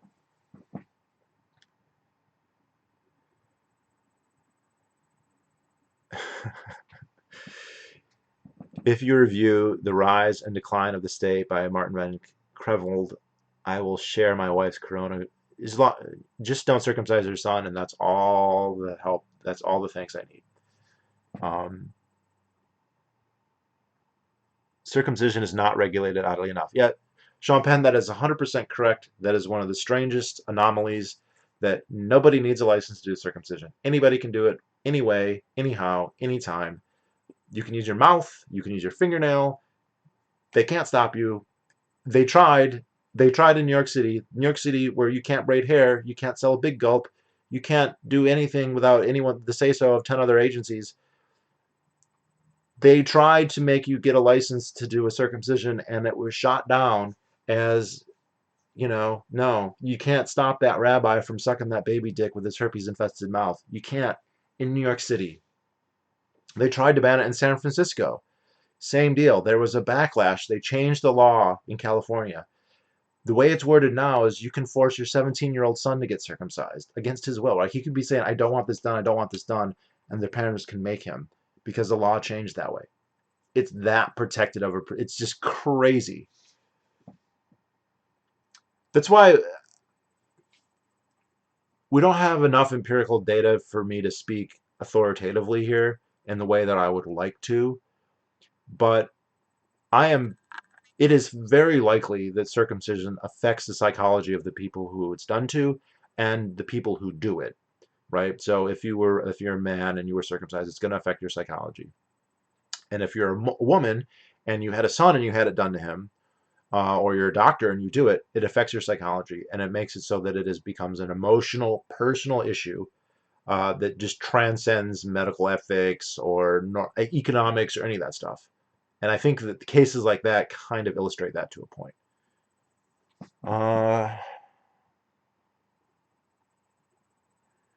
But yeah, I'll get to that book at some point.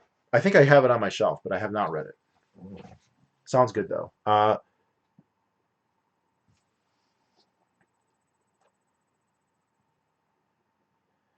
Come to think of it, why isn't she doing anything? It seems like she's moping around the apartment. It's probably because she's pregnant. So that's your fault, Luke. What's the name of the book you were just talking about? I'm not sure what you mean, Silax. People want me to read The Rise and Decline of the State, but I haven't read it and I wasn't reviewing it, so I don't know what you're asking.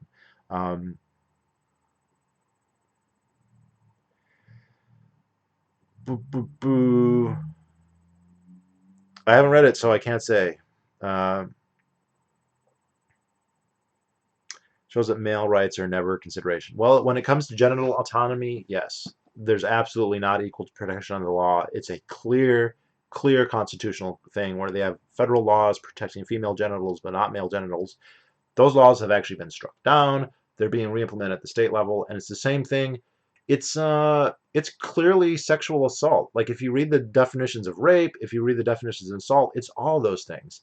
I was watching the barrister in England was being asked, goes, if you read the statutes, it's clearly child rape.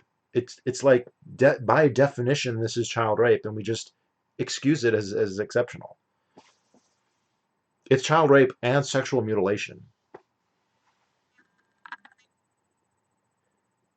If you get really bored in quarantine, I also recommend the book Demanding the Impossible, for a detailed history of our crazed left anarchist friends. Well, this is the bright side, right? If I can get into the habit, I'll be doing a ton of reading over the next couple months. So, always look on the bright side of life, as Monty Python would say. Oh, Cannibals All, Slaves Without Masters. Yes, by George Fitzhugh. I'll put it up again. But I will be doing a video on this, hopefully within a week or two. Maybe less if I can get my ass together and read more. I think being circumcised definitely affected my psychology. How do you think it affected your psychology, Luke?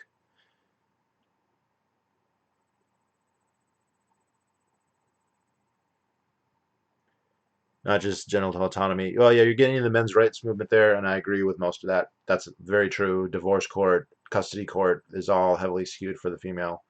Uh, they don't have to sign up for the draft, right? So it's it's definitely not equal as far as that goes. And there's legally no advantage a man has, as far as I'm aware. Um, and people could say, well, I'm sure, like at the start of the video, you could make the argument, well, females are a minority that needs to be protected. Only they're not a minority. They're more females than they're all are males. But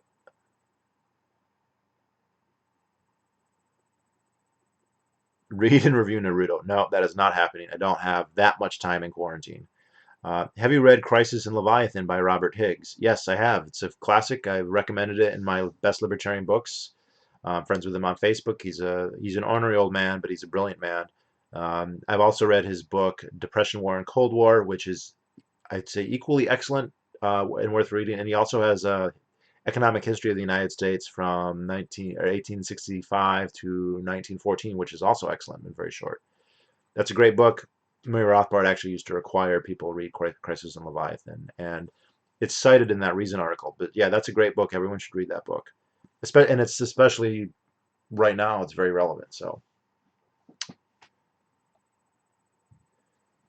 I think it just increased resentment for my parents as I became an adult. Also, it was more difficult to learn sex stuff as I didn't think the plumbing works as well as sense enough. Yeah, it's definitely different.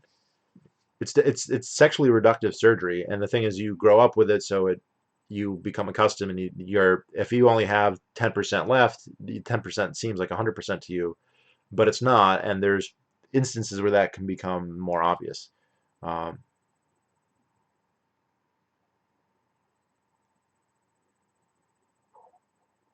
Now that there was an issue of herpes during circumcision, do you think that the law will be changed for no?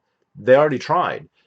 Herpes has been a recurrent issue with moils doing unprotected bitsitsimepeh.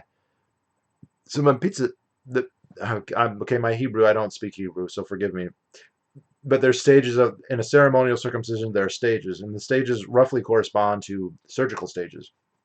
Uh, and the mepizza, mepizza, bepizza mepeh is the part where they cleanse the wound by sucking it with their open mouth. Now, some Hasidic Jews started using like a tube because it was spreading cholera. I mean, in the 19th century, this was killing Jewish babies.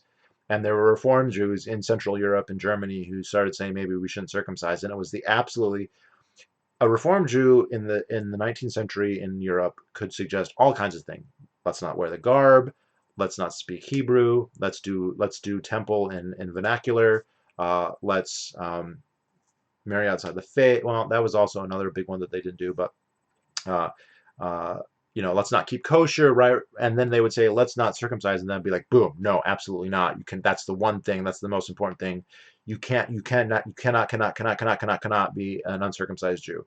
And so in the Marked in Their Flesh, which is a history of circumcision in the Jewish faith by Edward Glick, or Leonard Glick, excuse me, who's Jewish, by the way, um, says this is the defining the most important single trait, at least in the self-conception of most Jews. Again, not all Jews, because you have Jews who are uncircumcised who don't believe that, and they'll make compelling arguments to that effect. But among most Jews, that's the case. But anyway, they've had these outbreaks in New York City. The regulations came about after the proposed regulations came after the herpes outbreak, and it was still defeated. All right, so that's the level that it gets defended. But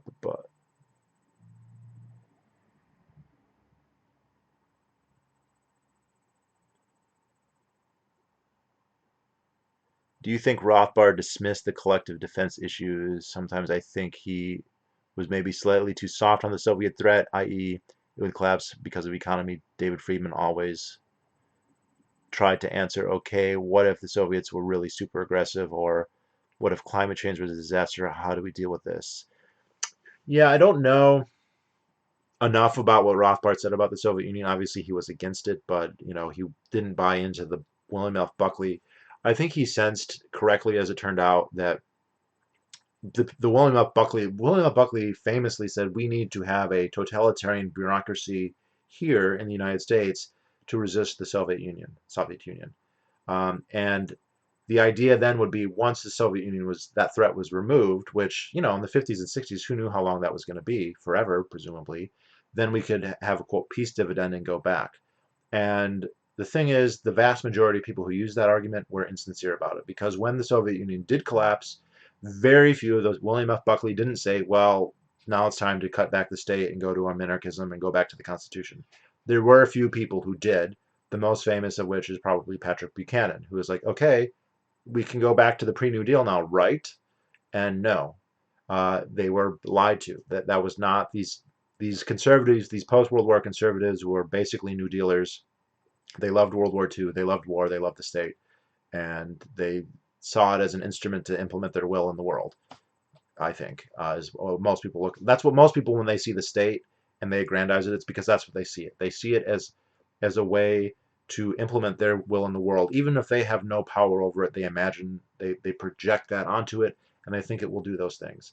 And they'll defend the state not for what it actually does or what actually could do, but what they wish it would do if they had control over it, right? And so, which is it's kind of brilliant. I don't know if the state actively tries to cultivate that or not, but that's the effect. But so I think that Rothbard didn't take them seriously. The other thing is there's always a debate on how much of a threat they really were. I was just listening to Scott Horton interview somebody on the hypersonic missiles. Russia's announced it as hypersonic missiles. And he was saying that back in the 80s, he interviewed a lot of Russian soldiers who had left the Soviet Union, not like defected so much as immigrated, who worked at some of the missile interception sites around Moscow. And he said that they, it was all this technical equipment, and they were supposed to, meticulously wipe it down every day with alcohol, because that was the only way to keep it clean. But alcohol is very valuable, and they were not going to take these thousands of gallons of alcohol and wipe it on this machinery when they're all dirt poor and they don't get paid enough and blah, blah, blah. So they would take the alcohol and they would sell it on the black market. And to clean the machines, they would just use gasoline, which makes it shiny, but actually corrodes it away and makes it so it doesn't work. And so the idea is that it really was kind of a paper tiger. Now, did it have nukes? Yeah, it did. But its offensive capability wasn't that great. He also, I wish they had gone into this, because he started talking about the Soviet army in Eastern Europe. And basically that, yeah, the idea that it's going to sweep into Germany and take over the Western Europe is highly, highly unlikely. So I don't know. I don't know enough about what Rothbard actually said to really give a good answer there, Luke. But if they were aggressive, I don't know. If we're talking if we're talking conventional weapons, I don't know that they could have. I mean, they had a hard enough time with Afghanistan, right? They went bankrupt. The thing is, yeah, we have a hard time in Afghanistan too, but we don't go bankrupt because of it, because our economy is just much more robust, despite all of its flaws. I'm cut, and it's really difficult for me to beat off. It takes me too much effort. It took me a lot of effort until I started restoring. Restoring has helped out a lot, and orgasms are better, and I can jerk off in a better way. Uh, So I recommend, if you are cut, to do restoration, because even a partial restoration can make a big difference. It made a huge difference for me in terms of function and feeling. Does New Hampshire allow price gouging? I haven't checked, but I'm sure it's happening. Well, in even these states that don't, it's still happening. Like, you're not going to report the guy who's selling you the stuff that you want. I agree that most NATO actions were counterproductive. Anti-colonialism, liberation theology was the only real thing that worked to spread communism. Yeah, I'd have to know more about it to really say.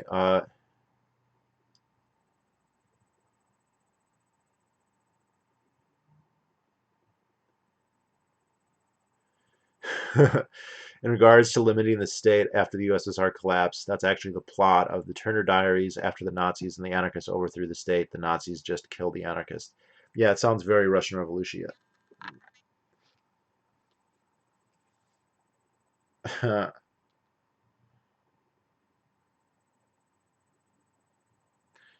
uh,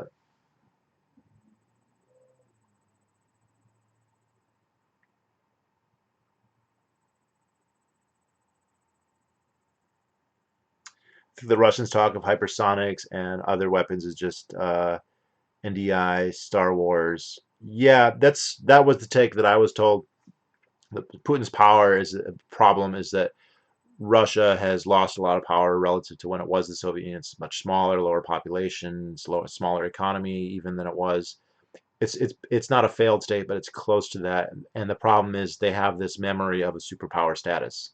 There's two superpowers, and we were one of them. And they probably a lot of them deep down think we were the better ones, we were the stronger ones, right? And how do you reconcile that with the reality of what's actually there?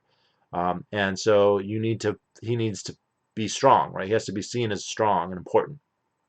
And so announcing that they have these, super advanced weapons is part of that. Uh,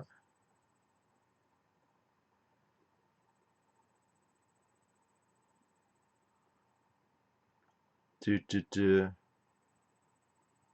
Restoring seems like way too much effort. It's not really that hard. I mean, it does take some time to figure out a technique that you can do well, but you basically find a way that is comfortable, that you can do easily, and then you just make it a habit of doing it. And if you're really consistent about it and you dial it in well, you can have decent results fairly quickly and you can be done in a reasonable amount of time. It does take a while, but the thing is, unless you're planning to die, which, ironic under these circumstances, but like unless you're planning to die in a couple of years, you're going to have to live with yourself and your dick for the rest of your life, and you might as well have one that works better and feels better. I mean, so that's what and the thing is, it's very difficult if you are a critic of circumcision and you feel that you have been sexually diminished by circumcision.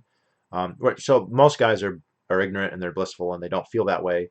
They probably do have psychological issues and they probably do have sexual issues, but they just don't identify them as such and they just mope along and they just feel like, oh, I have trouble orgasming even though I'm 25, or I have to beat off really hard or whatever, but they don't associate that with it's consciously bothering them.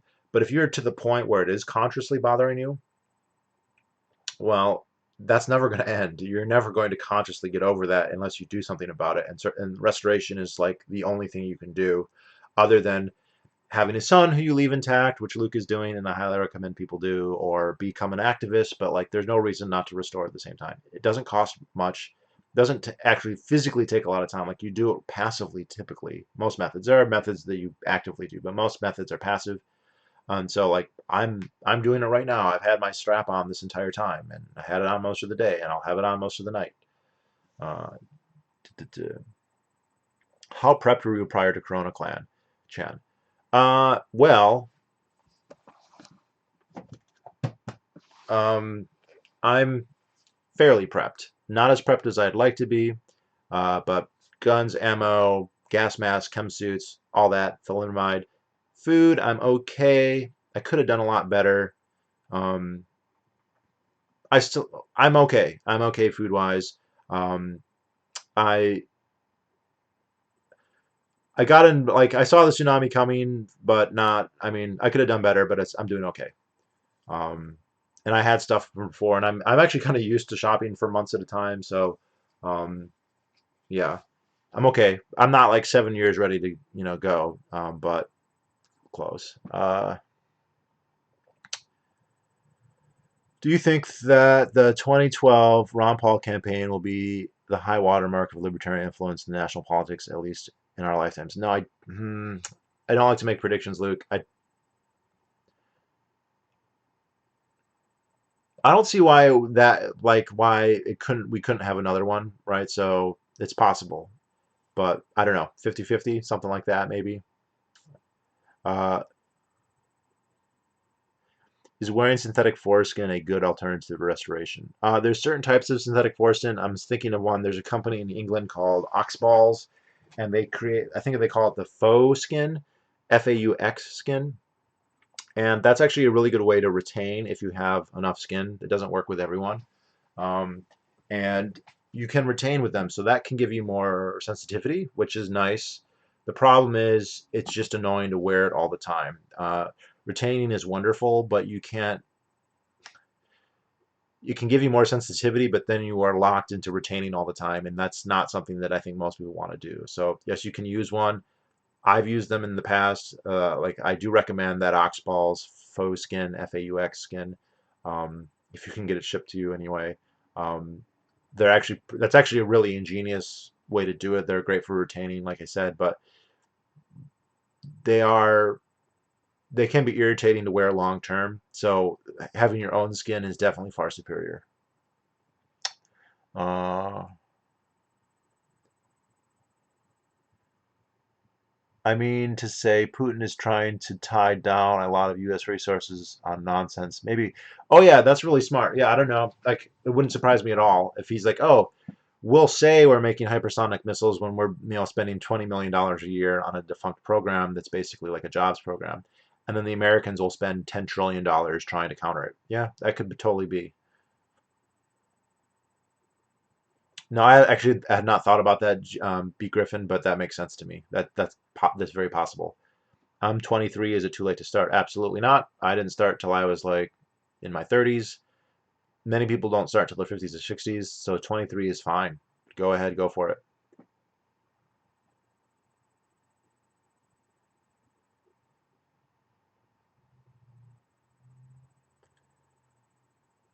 28 was much more relevant than 2012. I did feel like,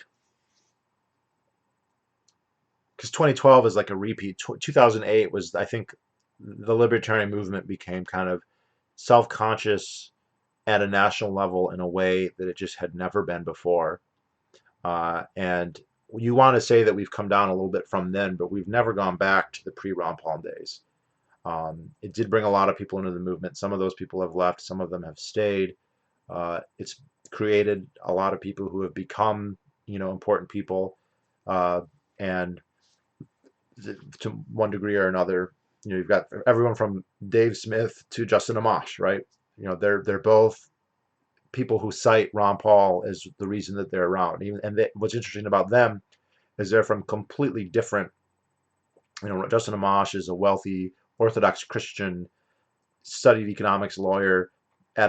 Dave Smith is a atheist Jew from New York City, and Ron Paul like electrified both of them, and they're still out there doing their thing. So just two examples. I think prior to that, libertarianism was very much in the closet. Now it's become more than that.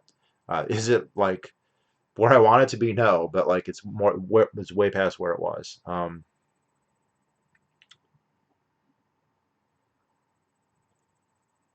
You're way more prep than I am. I had a prepper stage though. So like when I was in college, like I developed a list in my head of these are the things that I need. And like a lot of that stuff was, non-perishable stuff. Guns, ammo, gas masks, chem suits, thorium. I bought a year's supply of food, freeze-dried food in the 2008 crisis. All right, and that stuff is good for 30 or 40 years, maybe more. And I still have all of it, So uh, the logic, everyone talks about Occam's razor or not Occam's razor, Pascal's wager when it comes to, a god. Wouldn't you rather assume that he's real and rather than die and go to hell? Okay, there's problems with Pascal's wager, but when it comes to just like survivalism, wouldn't you rather have? Oh, what's the worst thing that happens? You have to eat the food, or you have to lose it. But in the if but then if something bad happens, you have it there, and something bad could be a hurricane, it could be anything, civil strife, epidemiological strife, which is what we're having now. So I'm not full prepper or anything close to that. I was like a semi prepper for a couple of years, and I feel like that's put me in a way better position than I'd otherwise be. Because I'm snug as a bug in a rug for months and months and months. With certain conditions, obviously, like there's power and stuff, but there's preppers who are ready for even that. So, uh,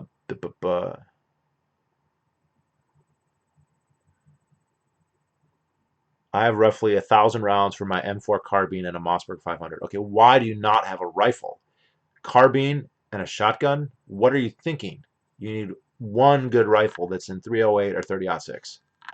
Bolt action, whatever. Yeah, shotgun's nice and a carbine's okay, but you need a good rifle. If you have one gun, have it be a rifle. Boom. And everyone should read Boston Tea Party, Boston's Gun Bible. Boom. There you go. Go from there. Um,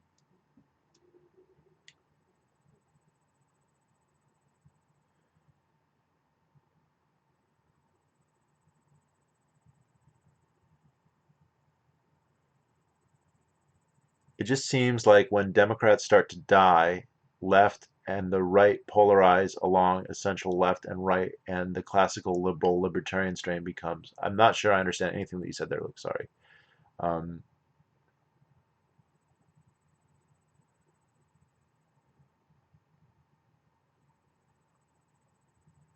Depending on how long your lifespan is, yeah, I think that that's fair as your packs. Just because the ideas are out there and because I think they are compelling to a certain number of people, and they do have. It's funny how they've kind of been co-opted. Like we've seen a lot of left-wing people take things like the evictionist argument when it comes to abortion. Right wing people they call libertarian arguments all the time, all the time. When they're fighting the left, they are drawing from libertarianism all the time. Some of them, like Ben Shapiro, will even admit that. And to the extent that we agree with them, it's because they steal our ideas.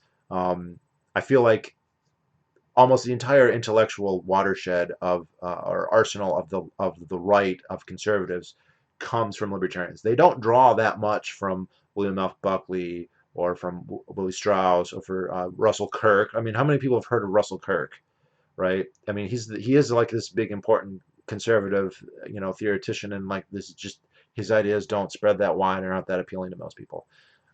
So that's interesting. It's definitely an influential ideology from the foreseeable future. Mostly birdshots and buck. Okay, birdshot's good for hunting. Buck is good for hunting and self-defense. I do like slugs though. Yeah.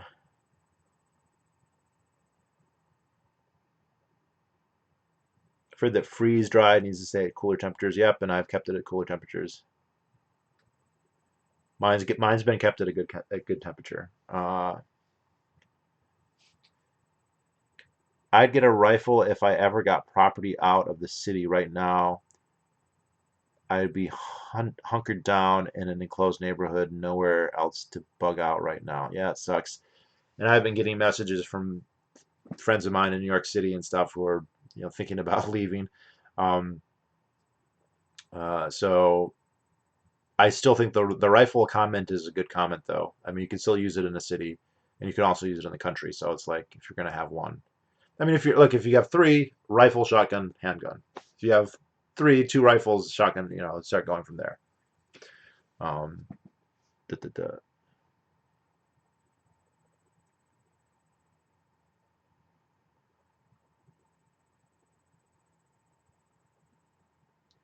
You mentioned idea stealing. Turning Point USA has taxation as theft tickers. Huh? Do they really believe that? It doesn't look. I mean, TPUSA isn't just one person, so like, I'm sure some of them believe that. Grover Norquist, presumably believes that, but yeah, they don't. They certainly don't act that way, right? That when they're talking about policy, that doesn't seem like a principle that they invoke consistently. It's selectively invoked.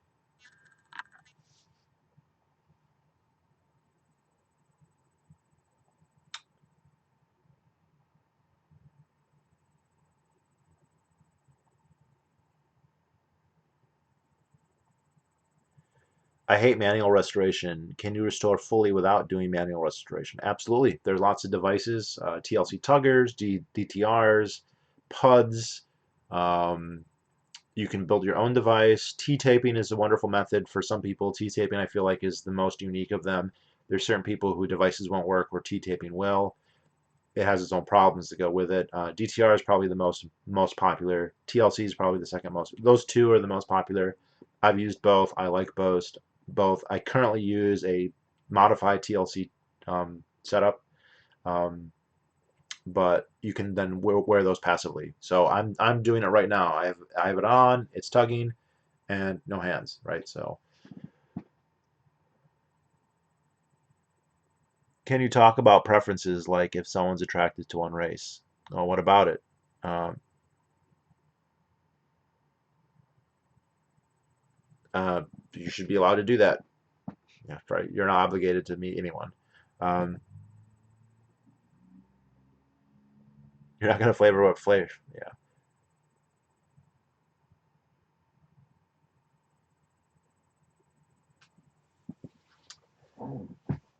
I mean, when the crash in 2008 happened, I had just started working in the oil industry, and I literally used my first check to buy a year's supply of food and a water filter. And I still have a couple water filters.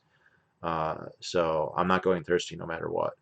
Um, and if you really want to get fancy, man, they have like solar powered air condenser, water condensers, and all kinds of stuff. Hey, Mohammed.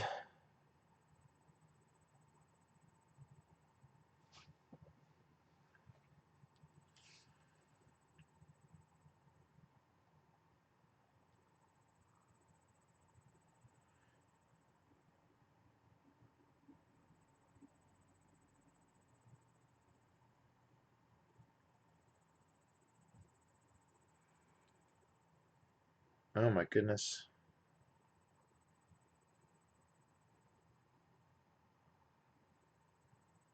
Oh, oh.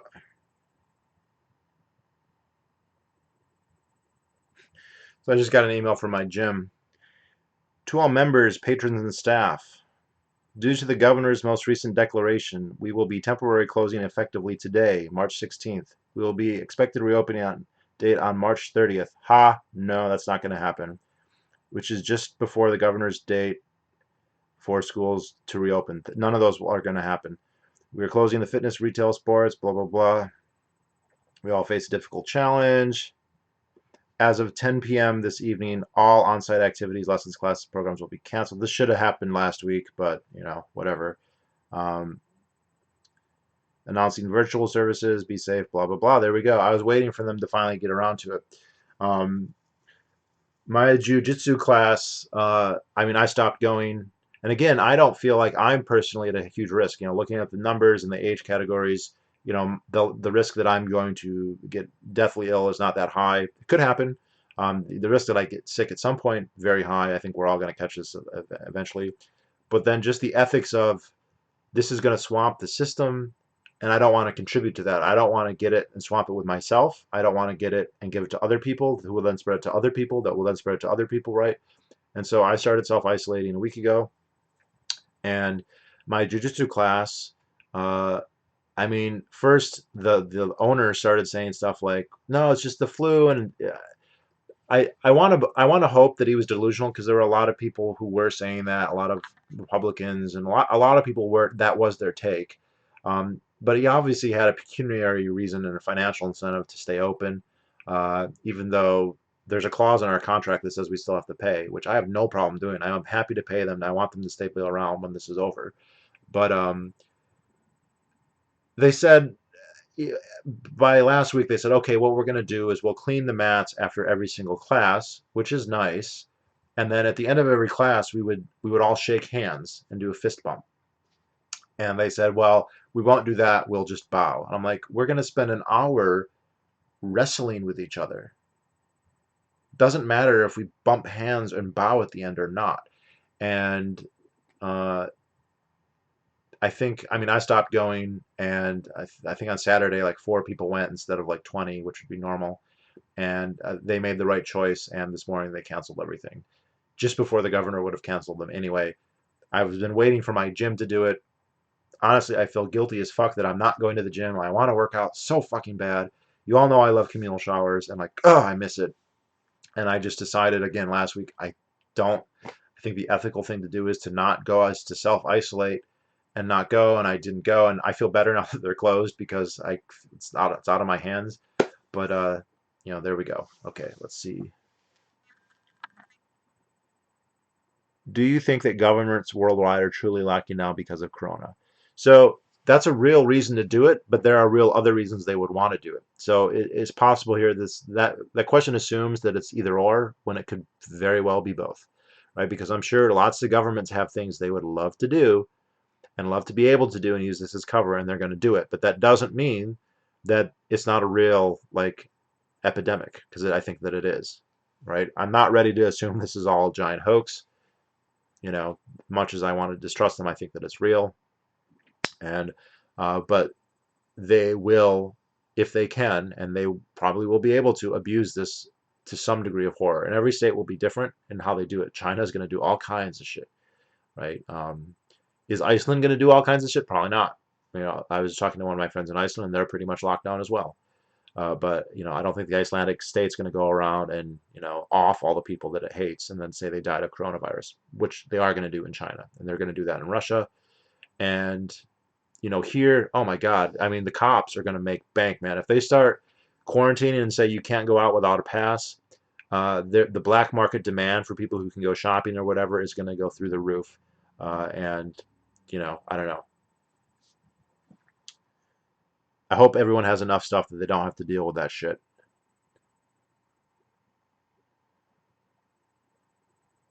Ammo is probably one of the most important prep items that most people forgot. I didn't forget that shit. Man, you need at least 5,000 rounds. Just period. At least. And years ago I streamlined so all my rifles are the same caliber and all my handguns are the same caliber and all my shotguns are the same caliber, with one or two exceptions. So that you can really focus so you don't have to buy three types. You can buy one type and just load up like crazy. And that's what I did. And if you weren't doing that, I mean, I don't know, next time around when things get back together, I think it's very prudent to prepare as much as you can. And there's more I could have done and I wish I had done, but I like where I am now better than I would have been if I'd done nothing.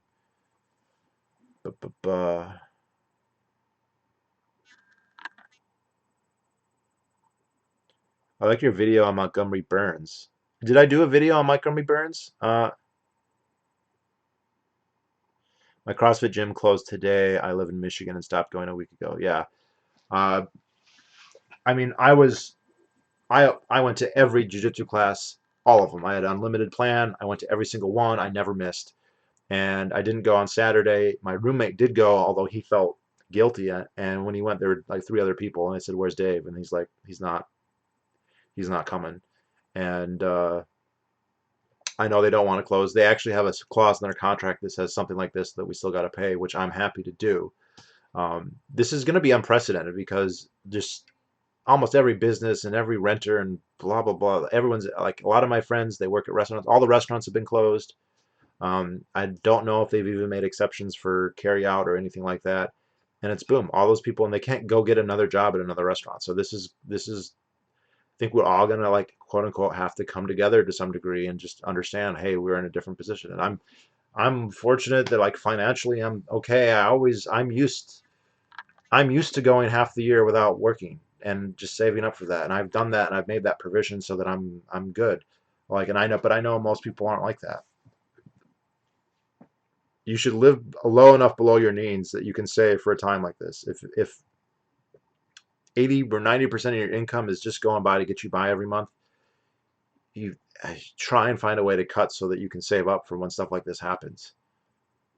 And make hay when the sun shines. My work hasn't been the best the last couple years, but there was a period where I was working a ton and I saved a lot of that. A lot of that became guns and ammo and safes and food and stuff, swords, fucking bows and arrows, crossbows, the whole nine yards, right? Camo.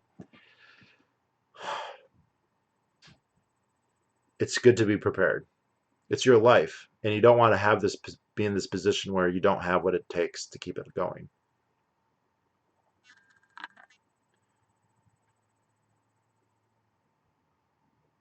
How often do you take breaks from tugging? I've been using a TLC-X for about 6 months now. Everyone's different. I do think that low tension for long times is the way to go, although there are people who use high tension and say that that works. So whatever's comfortable. You want a setup that you can wear as long as possible comfortably. it is common with DTRs and with higher tension to maybe only do 2 hours at a time and then rest for an hour. I don't like that. I end up feeling like I'm resting too long. So if I have my druthers, I wear it all the time, and the only time I would take it off is go to the bathroom, to shower, to go to the gym, to go to jiu-jitsu, all of which I can't do anymore.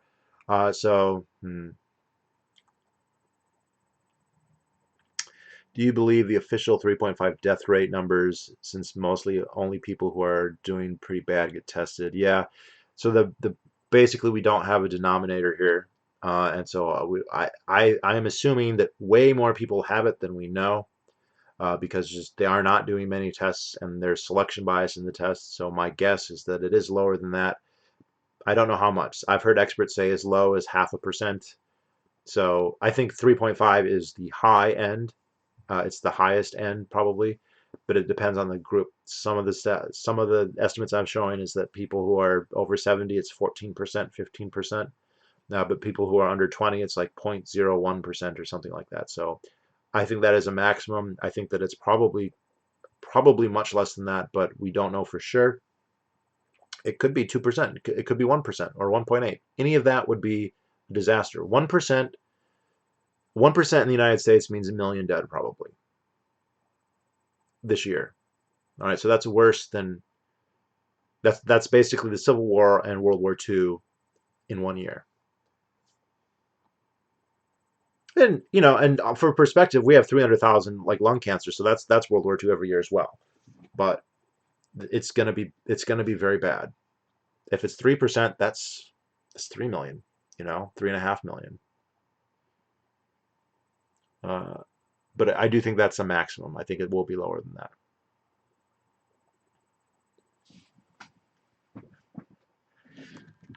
You talked about Holocaust exploitation, and you have had one video about political implications of denial. Do you ever come to think there were major discrepancies between official and real numbers?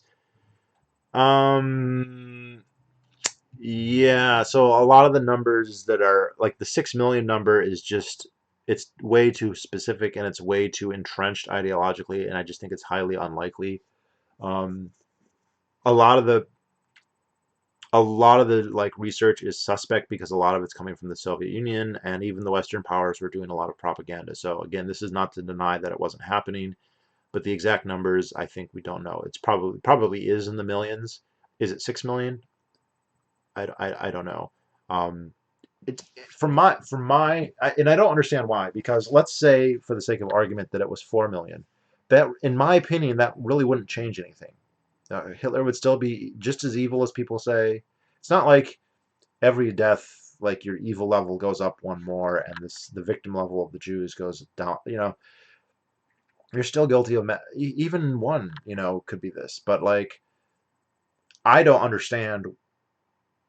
Well, ethically speaking, in terms of geopolitics, it shouldn't matter if it's 6 million or 3 million or 2 million or even 1 million. Okay. I think the reason that it matters so much is that there's political gain from the idea that this can't be debated, the idea that you can't question this. There's no, like, this is just the foundational uh, zeitgeist belief that we base everything on. And this is definitely true, like in Israel, right? I don't want to say it's the founding myth, but it's the founding basis of that state. I mean, they will say it's the Old Testament, and that's not totally wrong. But the main thing, the reason it happened in 48 and not 1918, is because of the Holocaust and because of that. And so it's very important that it's a founding myth in the sense that it can't be changed, and we're basing everything off of it. Because if you started questioning that number, even if you weren't saying it didn't happen, right? Even the people, like I've listened to some of these people who are like, they don't believe in the gas chambers. They still think millions of Jews died. They just don't believe they use gas chambers. Well, ethically, I don't see a difference between shooting someone to death, starving them to death, or gas chambering them to death. Like, they're all equally terrible and evil.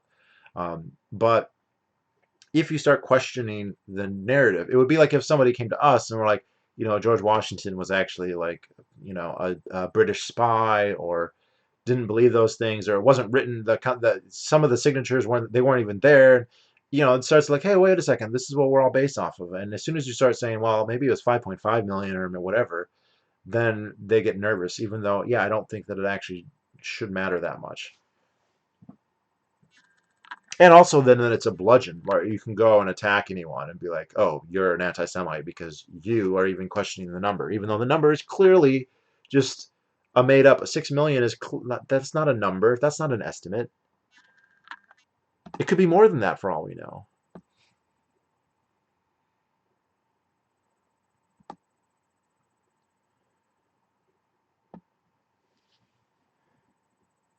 You need to develop skills, not just acquire things. Yeah, that's very true, Mohammed. You need to know how to shoot your guns, if you know how to hunt, if you know how to trap, if you know how to do agriculture and cultivate. These are all good things to know.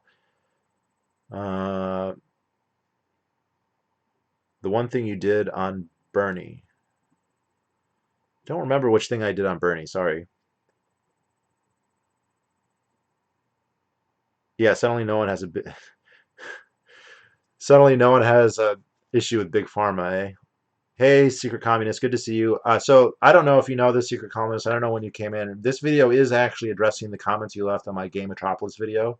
So you don't, you can finish watching now if you didn't, but watch the beginning and I address your comments there because I do appreciate that you are making, good faith arguments, and that's wonderful. So I didn't want to just reply in a comment that no one would see. So if you go to the beginning of this video, I spend the first like 30 minutes going over your the comment you left about discrimination. So thank you for commenting. Thank you for watching. I appreciate someone who's not preaching to the choir who's watching. So watch. What did you say to me now? But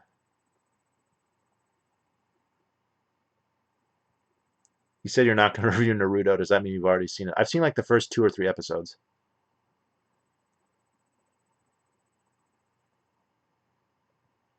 My wife taught her yoga class this past Saturday. Well, it sounds like your wife should know better. And my initial attitude was, well, devil may care. I think I'll be all right. I'm gonna get it eventually. I'd rather get it over with. And then I thought more about the whole idea of flattening the curve, and like there's serious problems with that. When you actually start putting the numbers on what the capacity is and how many people are likely to need care, it's actually extremely sobering. This could be extremely bad. Um, and that's when I decided just it is not ethical to expose people if you don't have to. I get it if you have to for some reason and you have to take that risk, but if you don't have to take that risk, and going to jiu-jitsu and going to the gym were things I did not have to do, and I stopped. And so it is not just, I don't care if I get this, it's not a big deal. That's your life, that's fine. And if you get it and then immediately self-isolate, sure, and you don't infect anyone else. But if you are infecting other people, or if you have to go, like I get it, like, oh, your mother's, you need to help your family, you need to help someone, or you got to do it to survive, fair. But otherwise, no, it's just too serious. Uh,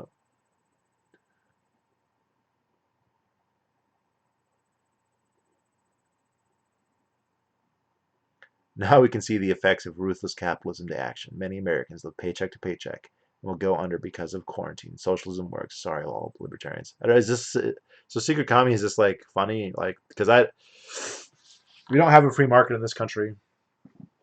I mean, how are people supposed to live? How do people not live paycheck to paycheck when the state taxes their income, taxes their property, taxes where they live, taxes everything that they do, uh, restricts what they can do, restricts how they can live, right? You can't just live on the land, right? You have to pay taxes, so you have to generate an income. They restrict how you can do that. They have an inflationary monetary supply, so you can't really just save your money, which means you have to speculate in the market. Otherwise, you're just going to watch your earnings just evaporate away. So that's great for Wall Street. That's not good for people who want to save, right? It discourages saving, which, you're saying, hey, there's a lack of saving. Yeah, but when you have inflation, then saving is disincentivized. I mean, that's just a fact. It's just a fact. And we've had inflation now since 1913. So, and we have had quite a lot of it since 2008. So the degree that there is government intervention in the economy is significant. And you can't just then say, well, it's the things I don't like are capitalism, and the things that I do like are government. You need to have much more nuance than that because there's massive, massive government intervention into the economy. The government is huge, right? It taxes trillions of dollars, it spends trillions more, it regulates, and it's restricted. We talked about it earlier, but it restricts the number of hospitals, the number of respirators, the number of doctors, the number of medical schools. All that stuff is restricted by the government, not the free market.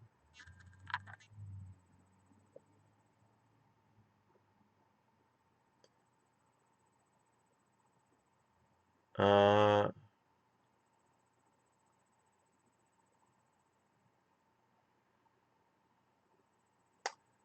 well, if only 1% of the people who get the virus die, not 1% of the population. Yeah, but I think over 100 million people are going to get the virus. So 1% would still be a million because we've got 330 million people. And I think it's going to be at least a third and could be two-thirds of the population are going to get it this year. Question is how many of those would have died anyway? That's a fair question too, uh, but not a million of them.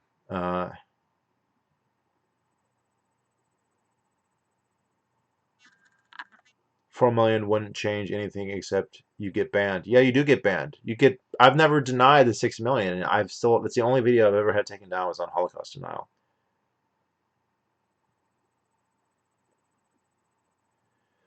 What are your thoughts on the incel phenomenon? Why do so many right-wing males tend to be incels? I think that there are deep pathologies within our society. Some of them are from the government, some of them are not. I won't blame the government on everything. And that some of them are, I mean, some of them are deep societal. Like I think that they go back to the Neolithic, right? I think that we evolved in a hunter-gatherer situation, and we may have adapted some traits to be agricultural, sedentary people, but not entirely. And I think that causes problems. The way we raise kids cause problems. Our diets cause problems. There's lots of problems. The state causes problems with the public schools. I think public schools are really detrimental to people. The ideology, not just the ideology, but the whole situation, but the ideology as well. We do have legal problems that I think hurt men in the family potentially. Not always. There's men who navigate it okay, but on the margins, you have people who have difficulty with it, and it's sad. We coddle people. They don't grow up. They're taught to be dependent and to not be assertive, and uh, then they're thrown out into the world. So I don't know that there's probably not one reason for it. There's probably lots of reasons for it, and I don't know if I could list them all because I don't know. I don't know what they all are. Um, did San Francisco just go full quarantine? This I don't know. Wouldn't surprise me.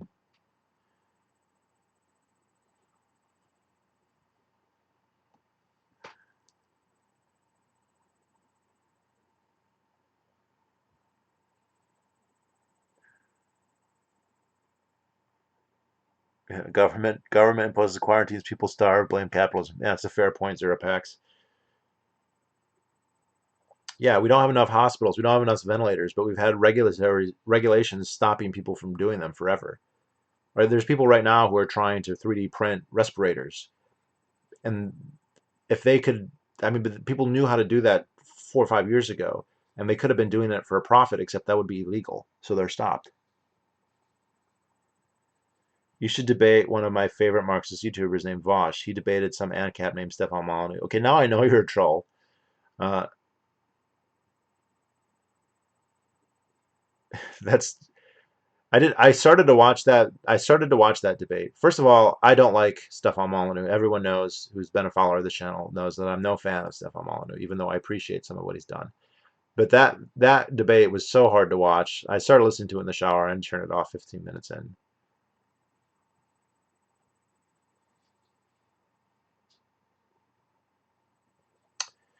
Would circumcision contribute to incels? I think that it might.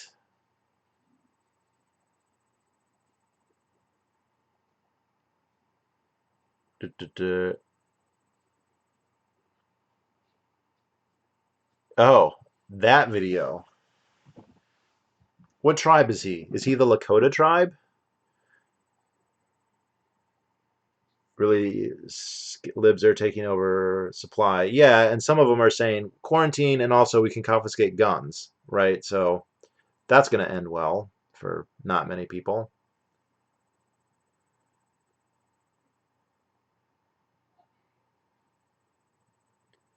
Some ANCAP named Stefan Molyneux, someone saying that. See, now that makes me think Secret Communist is like trolling at some level. All right, I'm assuming if he watches my channel, he knows, Stefan Molyneux doesn't need an introduction like that.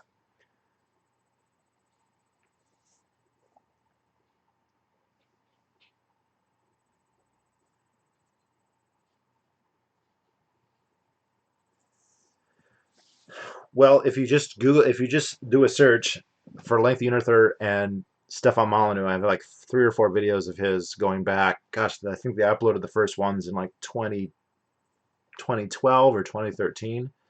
Um, but yeah, and I have not been a fan of his for a long time. Basically, I think he's a megalomaniac, and I think that he has a self-perception of that he's the smartest, greatest philosopher who's ever existed. Something that he's explicitly claimed. That he's a great thinker. That he's contributed all these fantastic ideas, and the truth is that that's not the case. He has contributed very little that's original, and the stuff that he has contributed that is original is pretty shitty. Like his UPB is a joke. I don't even think he defends it explicitly anymore. He stopped trying after it was ridiculed so much. He makes vapid arguments.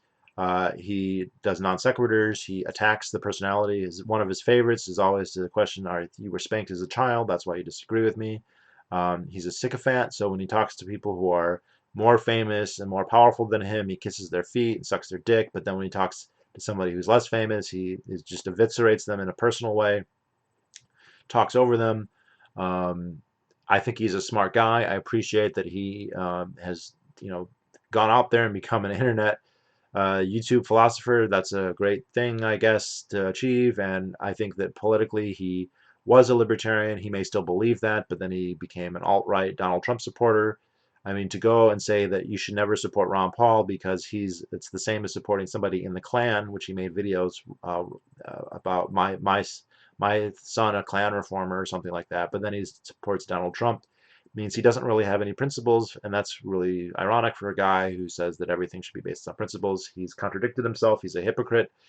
He criticized people for donating him too little money. He used intellectual property by invoking DMCA claims against people who criticized him and lied and said it was to stop bullying, which is bullshit. He lied to Joe Rogan to his face, very clearly, very obviously. So I think that he has no virtue, and uh, it's I just think he's a piece of shit in a lot of ways. Now, is he, in the government? Is he that? Is he a murderer? No, nothing like that. Uh, but he makes a lot of similar points that you do. Well, ostensibly, we're both anarcho-capitalists, and we've probably heard and or read many of the similar things. But I have yet to declare anyone. I have not defeated anybody by saying they were spanked. I might say that they were circumcised, but that's about it.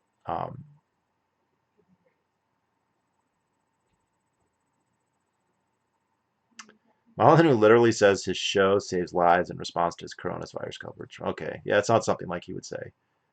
Um,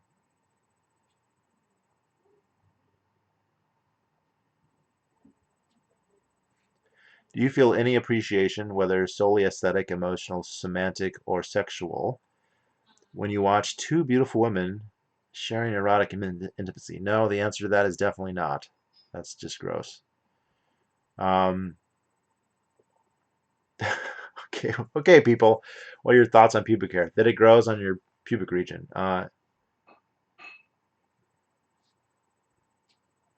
You talk a lot about circumcision, the bias against foreskin. Do you think there's a similar bias against pubic hair? I don't think there's a similar bias. There are certainly some people who are biased about it, but it's not similar. It doesn't go as far. It's not as widespread. How did he lie to Joe Rogan? Never seen that video. So what happened there is Molyneux's wife, who is a practicing psychiatrist. I never remember those two. Probably psychologist. Um, She got in trouble because in some of the podcasts with Molyneux, she talked about defooing, which was his big gift to the world, where you get rid of your family of origin, right? Which makes him basically a cult leader, essentially. And that is not, in psychiatric circles, that's not a prescribed, accepted treatment. That's not something that you should do. And here she was, um, basically advocating it, agreeing with it, or whatever. So she got censured. The organization of psychiatrists in Canada wrote her a letter and said, "You need to stop doing that. Uh, those are bad policies. We don't agree with them. That's bad advice. You're basically selling snake oil." She didn't lose her license, but she got in trouble. And when Stefan Molyneux was on Joe Rogan's podcast, I think the second time, because I believe he's been on it more than once, um, Rogan asked him about this, and didn't your wife get in trouble for talking with defooing with you? And Molyneux said, "No, absolutely false. That's a lie. Absolutely no." And Rogan's like, "Oh, all right." And then afterwards, people tweeted the evidence, the documents, copies of the letter to Rogan, and Rogan retweeted them at Molyneux. He's like, "What do you have to say for this?" And he just didn't reply. So he lied to his face right there in front of him, and then just when he was confronted with the evidence of his lie, just had nothing. So don't lie. Uh, bu- bu- bu- Would you debate Vosh? I'd be open to the idea, but I don't know him, so I'm not prepared to commit to something like that right now. But I mean, maybe. He's not talked to me though, so you know. And I don't know. Like all I've seen is like part of his debate with Molyneux, and I just found it so cringeworthy. I stopped listening.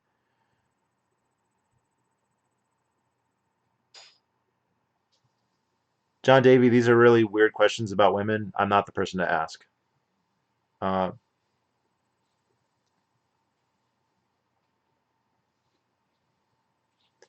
by the way, if someone can't make a fire, purify water, navigate day and night, and be able to use military weapons and weapons, by the way, they can't what?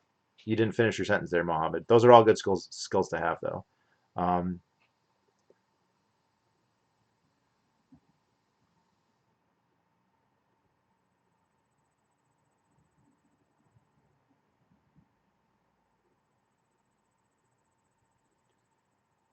Psychology is just talking.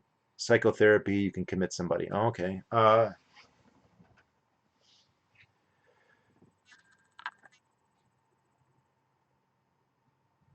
Molly has so many other problems. Well, Jared, it's already been a 2-hour video, and I can't go into them all. I mean, he misappropriates ideas. He appropriates ideas and pretends like he made them up himself. He thinks he's the greatest philosopher in 6,000 years. The gun in the room argument's stupid. UBI or UPB is stupid. Um, I think he actually is racist. I think he actually is misogynist. The way he talks about his mother, the way he talks about women generally. I think it's fair to say that. And I don't use that term lightly. He evidently has very serious mommy issues, which is interesting since he was not circumcised. So, I don't know. She didn't cut off part of his dick, so get over it. He also like weirdly is loves his dad in some strange way and venerates him. It's very odd. That's all personal shit, So he's got his own demons or whatever. But the way he treats other people, the sycophant, um, it's just really irritating.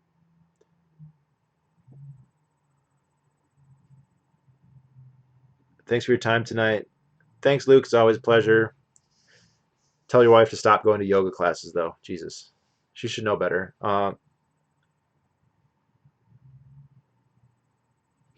Somebody should cut the part where you talk about Molly. That was pure gold. Well, I'm not going to do it. I don't know how to edit, so someone else can do that.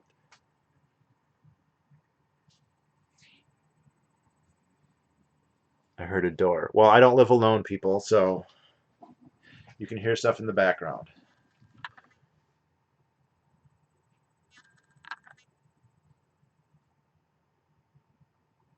Molyneux mentioned that his German mother did not want him circumcised, so he should respect her more.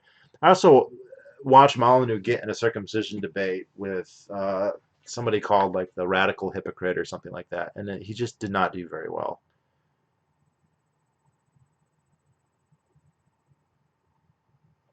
Wow, there's a lot I need to look into Molyneux.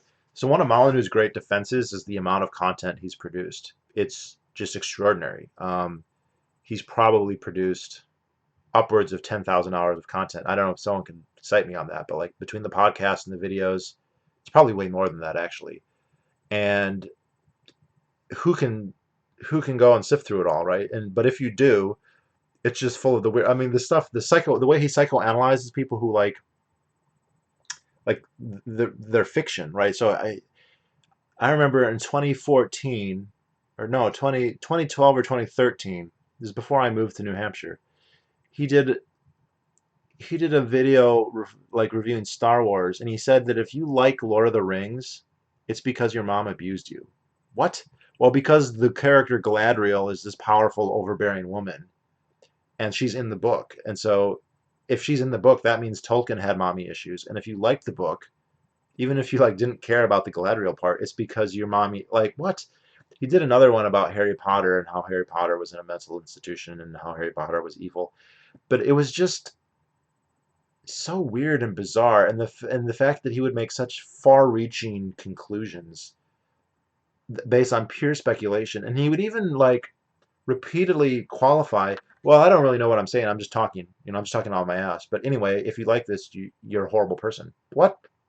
So he's very condescending. Trump will do this too. I'm not guilty of anything. I'm not responsible for anything. But everything good is because of me. And Molyneux's like, I'm just a guy. I'm just a YouTuber. I'm just talking out of my ass. He'll say that, but then I'll be like, I am the best philosopher who's lived in 6,000 years. I'm not even kidding. I'm the best. You're lucky if you get someone who speaks as well as me every 200, 300 years. Without me, libertarianism will be set back 2,500 years. Like he literally say those things, and I'm like, well, I'm just a guy.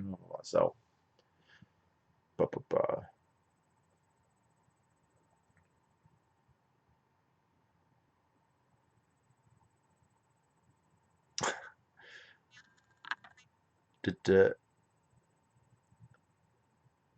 But so because he has so much stuff, it's really hard to go looking. I'm fortunate in the fact that I was watching him 12 years ago or more, 13, 14 years ago. And I don't really watch him anymore, but I just have enough from my memory to be like, yeah, there's a lot of bullshit mixed in there. There's a lot of bullshit mixed in the stuff that he says freely. And he denies it. I mean,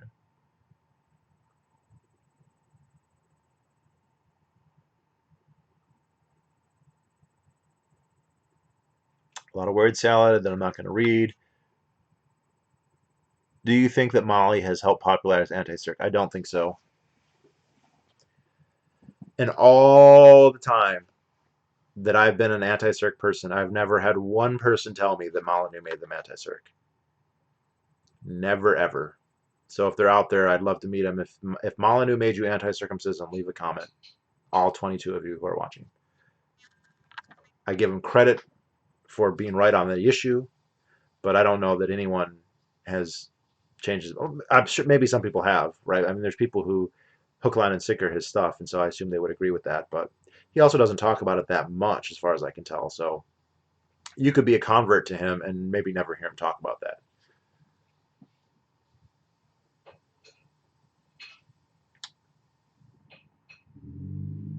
Hilariously, Tolkien was actually a nationalist. You would think so. That is not correct. Tolkien, okay, Tolkien was died. Maybe he was different things in his life, but later in his life, he identified himself as a quote private property anarchist in one of his letters. Absolutely. Now, was he a nationalist earlier? Maybe. I mean, you could say he fought in World War One, but like he was going to be drafted. So yeah. Who's the best philosopher who has lived in the past 6,000 years? Stefan Molyneux. Uh, Thoughts on the no fap movement? I think that people can fap too much, but the idea that you should just stop completely, I don't think is necessary. There might be people who are addicted to it who need to go cold turkey, but otherwise, I don't think that's necessary. Um,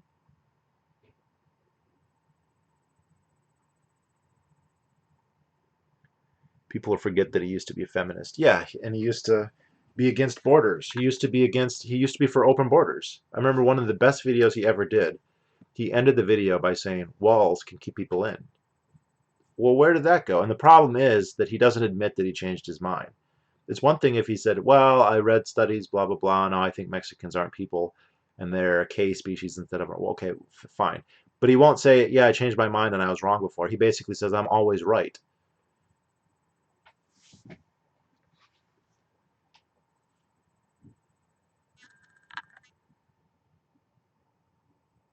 Most certainly did anti-circ, but focused much more on female circ. Why would Molyneux focus on female circumcision? That seems. I mean, I'm sure he's got lots of subscribers in sub-Saharan Africa who love his stuff, but come on. It's fish in a barrel, obviously. I mean, he's right. I mean, female circumcision is horrible. It shouldn't be done. Even the most mild forms. But who's he talking to? And I don't know. If what are you talking about?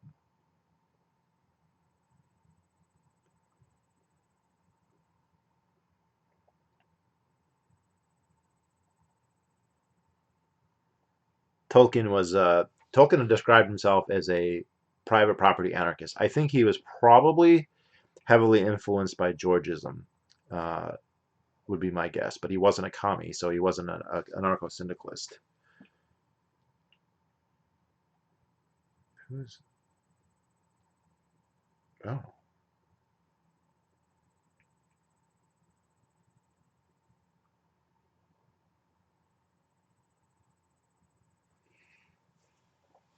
All right, guys.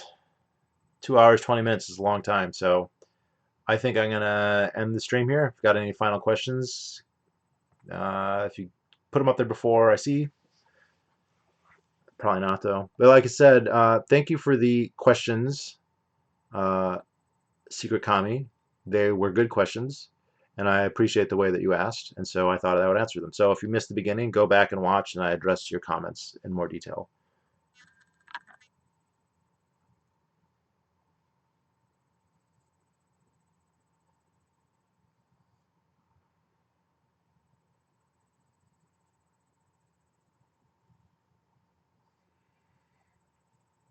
I would say that Tolkien was a civic nationalist. I don't know, but Tolkien himself said that he was a private property anarchist. Um,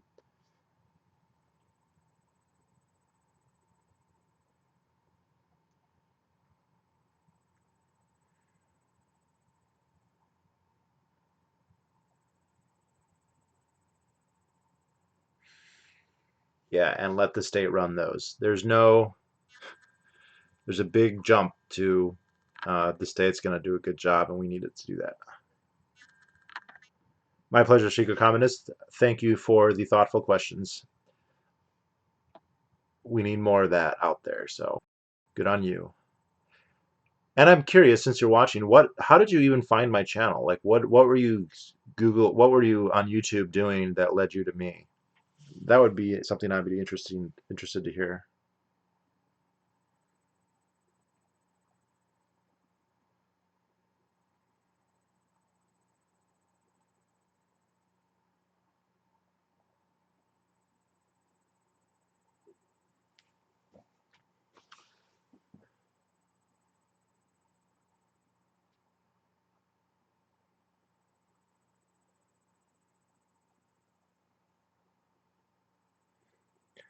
If you have time, what's the reason the U.S. entered World War One? Just the Lusitania. Oh my goodness, Tortoise Stream.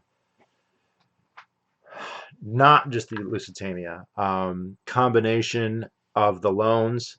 They had way more loans to the Allies that were going to default. But I think the main reason, that was one of the reasons, obviously, there was and people like J.P. Morgan, Chase Manhattan, they were pushing for us to enter the war for that reason. But I think the main one, the biggest reason is Woodrow Wilson had a vision of the world, and he thought that America had a place to play in that, and it needed to be involved in the war to make that happen. Now he tried to be fair to him, he he did see like the U.S. as maybe being a peacemaker. He tried to have there be a peace offer. I think in 1916, where like let's just go back to anti see what's the word, basically go casus belli antebellum or whatever, to just um, go back to the way things started, but the Allies said no, I think because the Allies figured they were going to win. And yeah, he thought he was going to make the world safe for democracy, and he wanted to get the Americans into a war. Now, there were other, like, is there financial reasons? There's a lot of people who think the Balfour Declaration got a lot of Jews interested in it. There might be some truth to that, but I think those are the main two big ones.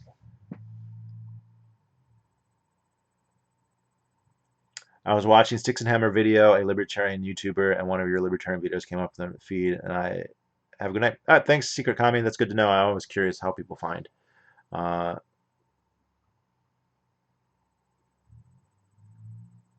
do you know Ivan the Heathen? And if so, thoughts? Yes, I do know Ivan the Heathen. We're friends. Uh,